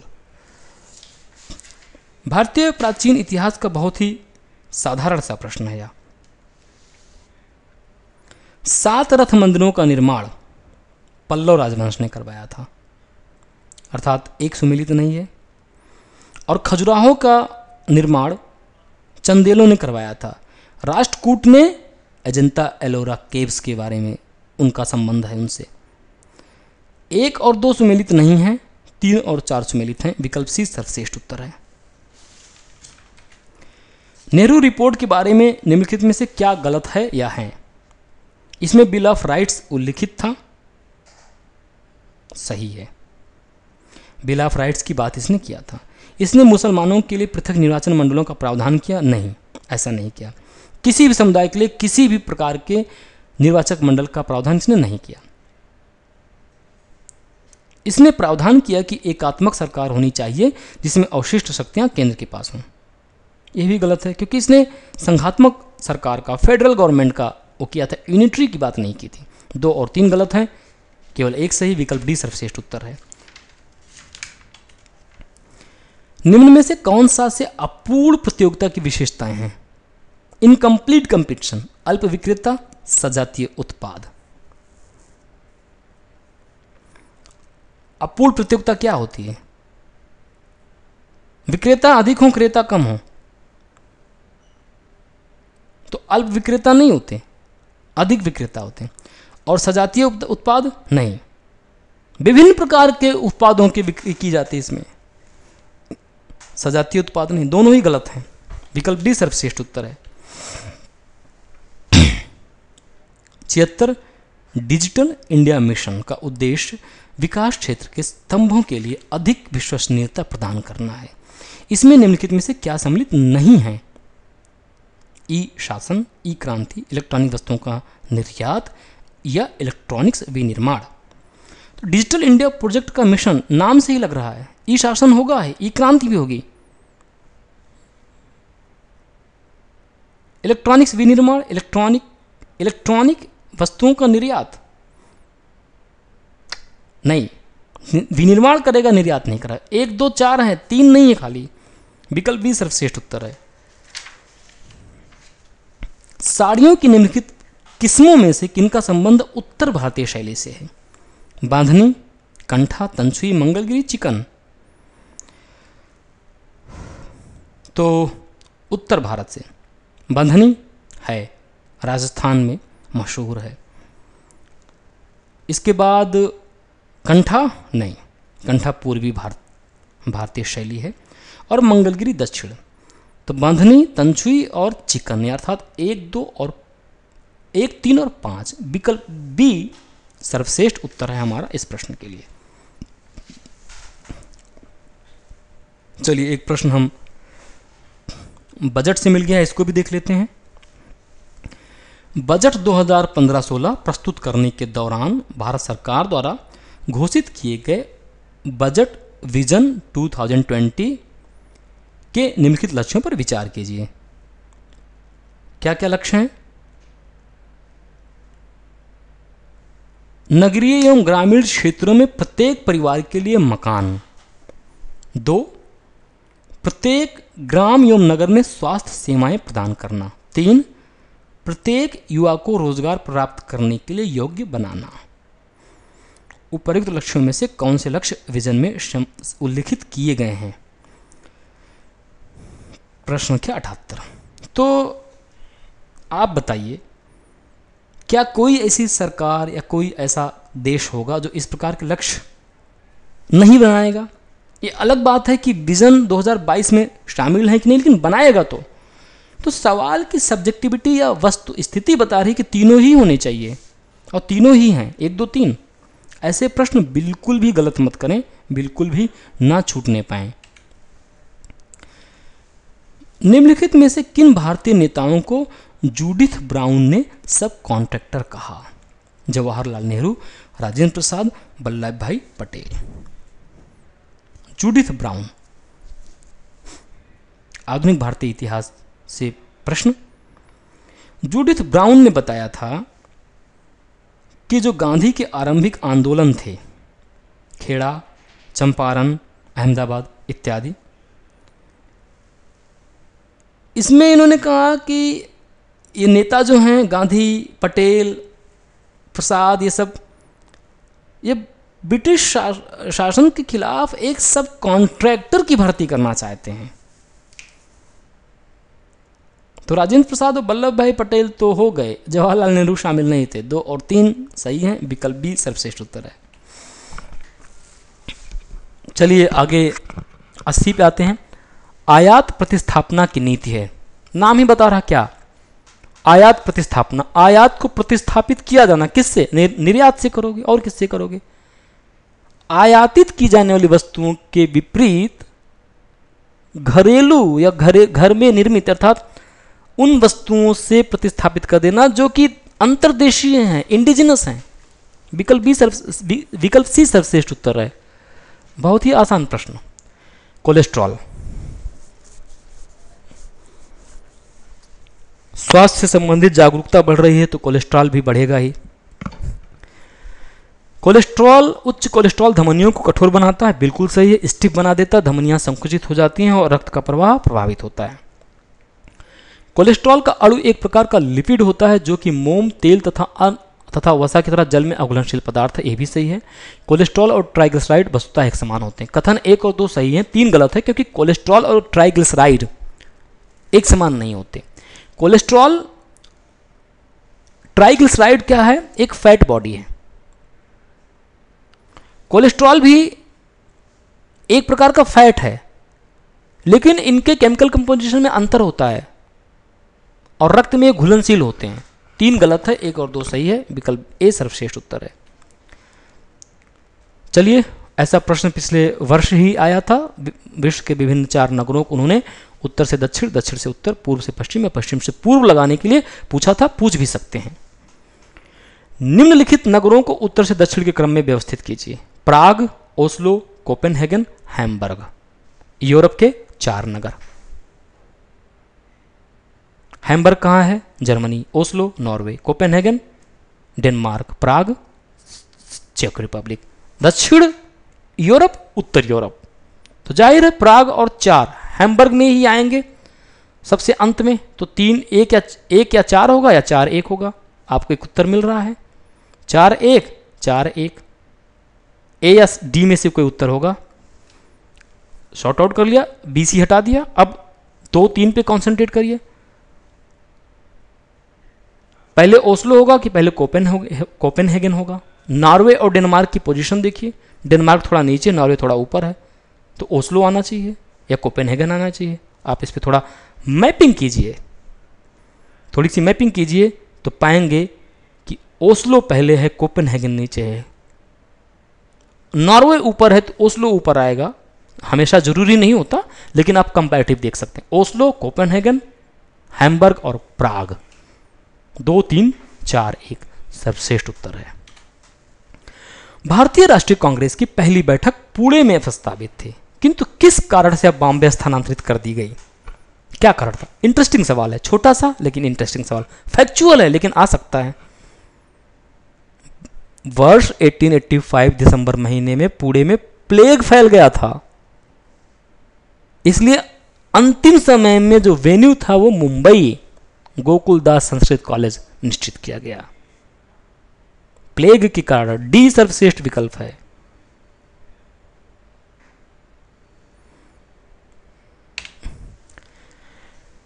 अल्प मात्रा में सिंचाई, एक टर्म होता है डेफिसिट इरिगेशन। डेफिसिट इरिगेशन में यहां पे तात्पर्य है कि जल प्रबंधन करना या ऐसा सिंचाई व्यवस्था लगाना जिसमें जल की उत्पादकता सुनिश्चित हो। अल्प मात्रा में से जल की उत्पादकता पर केंद्रित होती है, होगी ही, नाम ही बता रहा है, होनी चाहिए। अल्प मात्रा में सिंचाई लाभप्रद होती है क्योंकि यह निशालन के माध्यम से पोषकों के क्षय को कम करती है, यह भी कथन सही है। इस प्रक्रिया में सिंचाई प्रभावी तरीके से की जाती है, इसलिए पूर्ण सिंचाई की तुलना में इससे मृदा लवणीकरण कम होता है। पूर्ण सिंचाई की अपेक्षा अल्प मात्रा वाली सिंचाई प्रणाली में मृदा में लवण बढ़ने की संभावना तुलनात्मक रूप से अधिक होती है। क्यों? डेफिसिट इरिगेशन में पूर्ण सिंचाई न प्रदान करने के कारण थोड़ी सी सिंचाई की बंद कर दिया गया। रेट ऑफ वेपोराइजेशन, वाष्पोत्सर्जन की दर बहुत ज्यादा हो जाती है तो लवण ऊपर आ जाते हैं, मृदा लवणीकरण बढ़ जाता है। 1 2 सही है, 3 गलत है। विकल्प ए सर्वश्रेष्ठ उत्तर है। ताप विद्युत संयंत्रों में इलेक्ट्रोस्टैटिक प्रेसिपिटेटर का प्रयोग किया जाता है। प्रेसिपिटेट करता है क्या है? अवक्षेप का निर्माण कर देता है, निक्षेप बना देता है, छान देता है एक तरीके से। इलेक्ट्रोस्टैटिक प्रेसिपिटेटर यूज किया जाता है जो धुआं निकलता, एग्जॉस्ट निकलता है, उससे जो पार्टिकुलेट मैटर निकलते हैं उनके निष्कालन में, निर्गमन में, ये वैसे ही करता है जैसे कैटालिटिक कन्वर्टर काम करता है। वाहनों में कैटालिटिक कन्वर्टर जो होता है वो कार्बन डाइऑक्साइड को जल में परिवर्तित कर देता है, वही काम ये भी करता है। बी सर्वश्रेष्ठ उत्तर है 85 के लिए।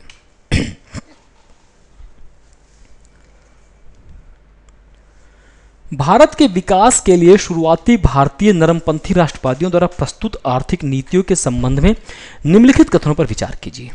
1. शुरुआती आर्थिक नीतियां क्या थीं? सब्जेक्टिव क्वेश्चन है, फैक्चुअल नहीं है।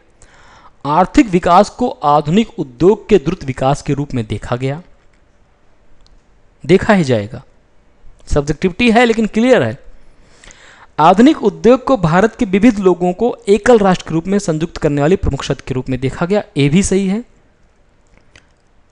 औद्योगिकीकरण के लिए भारत को भारतीय तथा विदेशी दोनों प्रकार की पूंजी पर निर्भर होना था, यही कथन गलत है।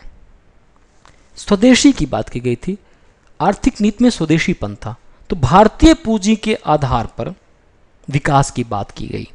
3 गलत है, 1 और 2 सही है। विकल्प ए सर्वश्रेष्ठ उत्तर है। बहुत बड़ा प्रश्न। वर्ष 2012 में भारतीय रिजर्व बैंक ने घोषणा की थी कि दक्षिण देशों को कुल $2 अरब के विदेशी विनिमय अदला बदली व्यवस्था की पेशकश की जाएगी, और इसने हाल ही में सेंट्रल बैंक ऑफ श्रीलंका के साथ $400 मिलियन के विदेशी विनिमय अदला बदली के समझौते पर हस्ताक्षर किया। विदेशी विनिमय की अदला बदली के संबंध में निम्नलिखित कथनों में से कौन सा कथन सही है? यहाँ है। 1. यह केवल विदेशी मुद्रा में उपलब्ध है। 2. यह पाकिस्तान के अतिरिक्त दक्षिण के सभी देशों के लिए उपलब्ध है। यह सभी दक्षिण देशों के लिए उपलब्ध है। प्रश्न संख्या डी सही उत्तर बता रहा है, ना तो 1 ना ही 2। क्यों? सभी देशों के लिए उपलब्ध है, दक्षिण के, और विदेशी मुद्रा और भारतीय रुपया दोनों में उपलब्ध है। दोनों ही कथन गलत हैं। 88 पर जाते हैं। व्हिसिल ब्लोअर अधिनियम 2011 को अनुमति प्रदान हो गई है, सुरक्षा दिया जाएगा व्हिसिल ब्लोअर्स को। क्या गलत है? इस अधिनियम के प्रावधान भारत के सशस्त्र बलों पर लागू नहीं होते। गलत है, लागू होते हैं। कोई भी लोक सेवक या कोई अन्य व्यक्ति अथवा गैर सरकारी संगठन केंद्र या राज्य सतर्कता आयुक्त को सूचना दे सकता है। पूछ रहा कौन से कथन गलत है, तो कोई भी कथन गलत नहीं है।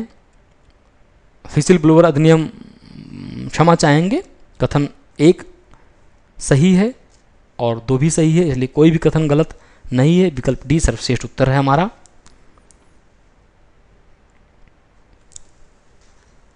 रबी की फसलें, रबी अरबी भाषा का शब्द है। अरेबिक में रबी का अर्थ होता है विंटर्स, सर्दियां। गेहूं, अलसी, सरसों, चना, चारों ही रबी की फसलें होनी चाहिए। बिल्कुल, चारों ही हैं। यदि आपका भारतीय कृषि जरा सा भी संबंध है या आपने पढ़ाई की है, आप गांव में देखा है, तो अक्टूबर नवंबर के महीने में ये चारों फसलें बोई जाती हैं और मार्च अप्रैल में इनकी हार्वेस्टिंग होती है, before the onset of the summer. ग्रीष्मकालीन प्रारंभ होने के पहले ही इनके कटाई मड़ाई सब कुछ हो जाता है। चारों ही हैं। चलिए, आंदोलन को राज्यों से मैच करना है। सरीन सभा, नाम से ही लग रहा पंजाब, मैच है। सत्य शोधक समाज महाराष्ट्र, मैच है। श्री नारायण धर्म परिपालन सभा तमिलनाडु, देखना पड़ेगा मैच, नाम से कुछ नहीं मिल पा रहा। कायस्थ सभा उत्तर प्रदेश होना चाहिए। चलिए देखते हैं। 3 इसमें मैच हैं, 1 2 4, केवल 3 मैच नहीं है, क्योंकि श्री नारायण धर्म परिपालन सभा की स्थापना केरल में हुई थी। 1 2 4 मैच है, विकल्प सी सर्वश्रेष्ठ उत्तर है। प्रश्न 90। मृदा के निर्माण में वायु का क्या महत्वपूर्ण भूमिका है, इस पर प्रश्न है। कोलुवियल मृदा वायु प्रवाहित होती है, जलोढ़ जल से होती है, वातोढ़ गुरुत्वाकर्षण के होती है, सुमेलित बताना है। कोलुवियल वायु, जलोढ़ जल, वातोढ़ गुरुत्वाकर्षण। जलोढ़ जल सही है। Alluvial soil, plains of Gangetic, ऐसे याद रखिए, गंगा और यमुना के बृहत्तर मैदान। जलोढ़ मिट्टियां विश्व की सर्वाधिक उपजाऊ मिट्टियों में से एक। 2 सुमेलित है, 1 और 3 उल्टा कर दिया गया। कोलुवियल गुरुत्वाकर्षण होता है, वातोढ़ वात, वात से वायु, याद रखिए, वातोढ़ वायु, कोलुवियल गुरुत्वाकर्षण। 1 और 3 मैच नहीं है, बी सर्वश्रेष्ठ उत्तर है। कौन सी जीव प्रजातियां IUCN की रेड डेटा लिस्ट में गंभीर रूप से संकटग्रस्त श्रेणियों के अंतर्गत आती हैं? पिछले 3-4 सालों से जब से पैटर्न बदला, ऐसा 1 2 3 सवाल आ ही जाता है। भारत की जैव विविधता पर ध्यान केंद्रित करते हुए एंडेंजर्ड, क्रिटिकली एंडेंजर्ड, वल्नरेबल, इन सब प्रजातियों को ध्यान से देखिए, उनका डिस्ट्रीब्यूशन देखिए, आपको ऐसे प्रश्न निराश नहीं करेंगे। नाम दफा उड़न गिलहरी बिल्कुल है। कोंडाना फर वाला चूहा होना चाहिए। मालाबार का धब्बेदार बड़ा गंध मरजार, सिंह पूछ वाला अफ्रीकी लंगूर। लॉयन टेल्ड मकाक पूछा गया है, 2-3 सालों से लगातार शायद आ रहा है। तो 1 और 4 तो बिल्कुल हैं, जो कि सवाल यूपीएससी में आ चुका है। 2-3 पे देखते हैं। 1 2 और 3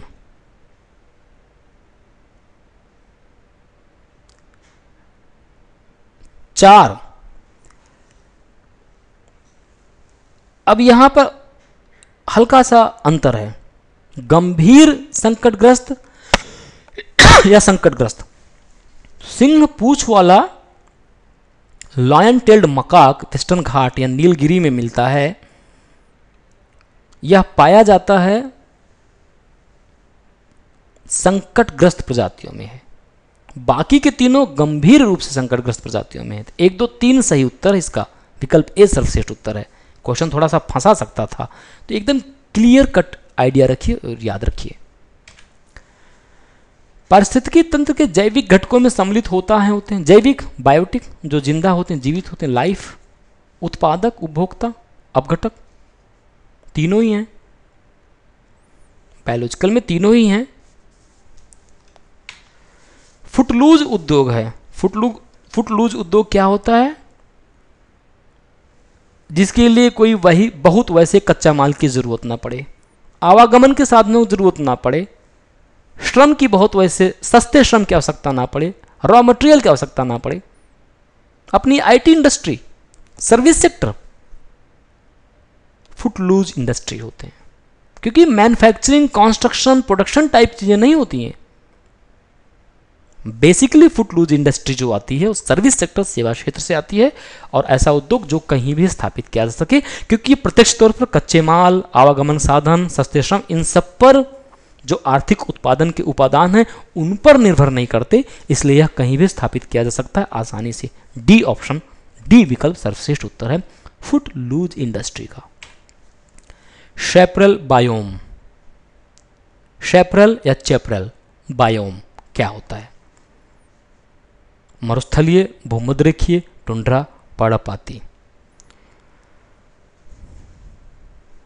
तो आप याद कीजिए, जो मेडिटेरेनियन टाइप ऑफ क्लाइमेट है, भूमध्यरेखीय, यूरोप के दक्षिणी भागों में मिलता ही है। इसके अतिरिक्त यह उत्तरी अमेरिका के कैलिफोर्निया वाले तट पर भी मिलता है।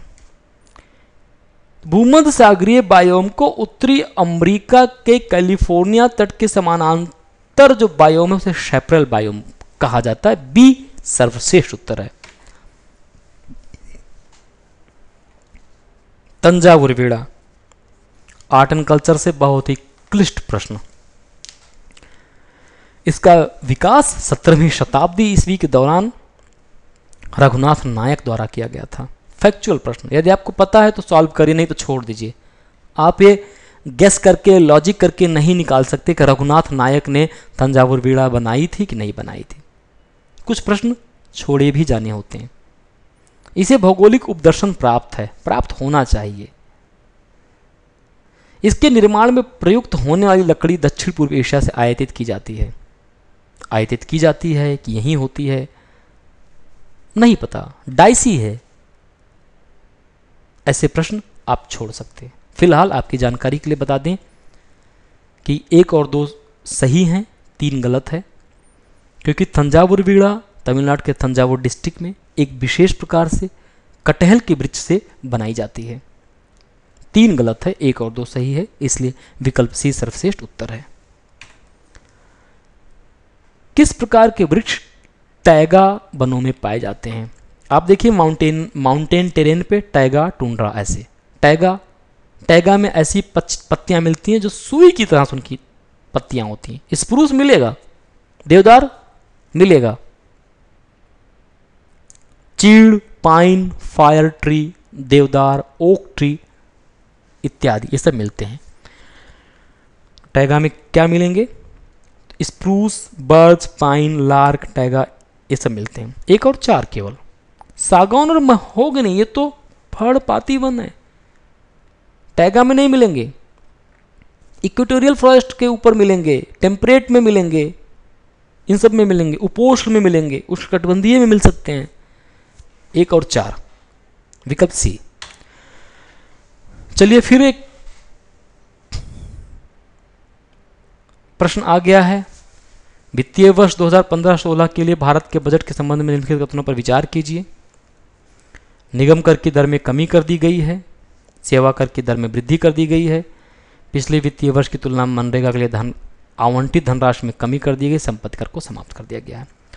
पूछ रहा कौन से सही है? 1 सही है, 2 सही है, 4 सही है। मनरेगा के लिए आवंटित धनराशि को बढ़ा दी गई है, 98 डी।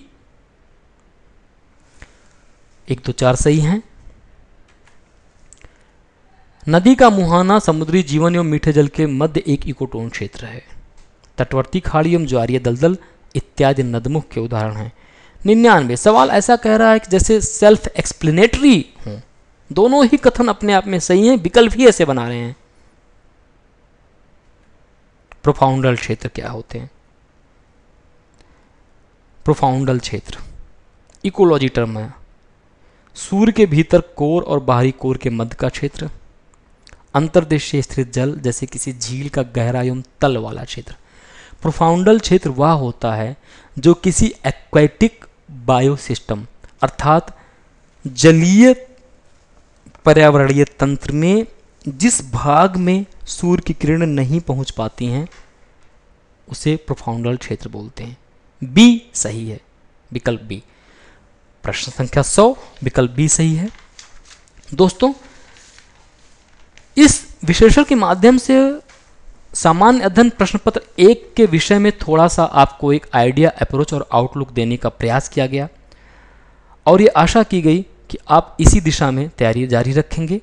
अब धीरे धीरे मॉक प्रश्न पत्रों का कठिनाई का स्तर बढ़ाया जाएगा, जिससे कि आप मॉक प्रश्न पत्र 1 किसी भी मॉक के सामान्य अध्ययन प्रश्न पत्र में 1 में अधिक से अधिक अंक ला सकें और आप मेरिट में आ सकें। धन्यवाद।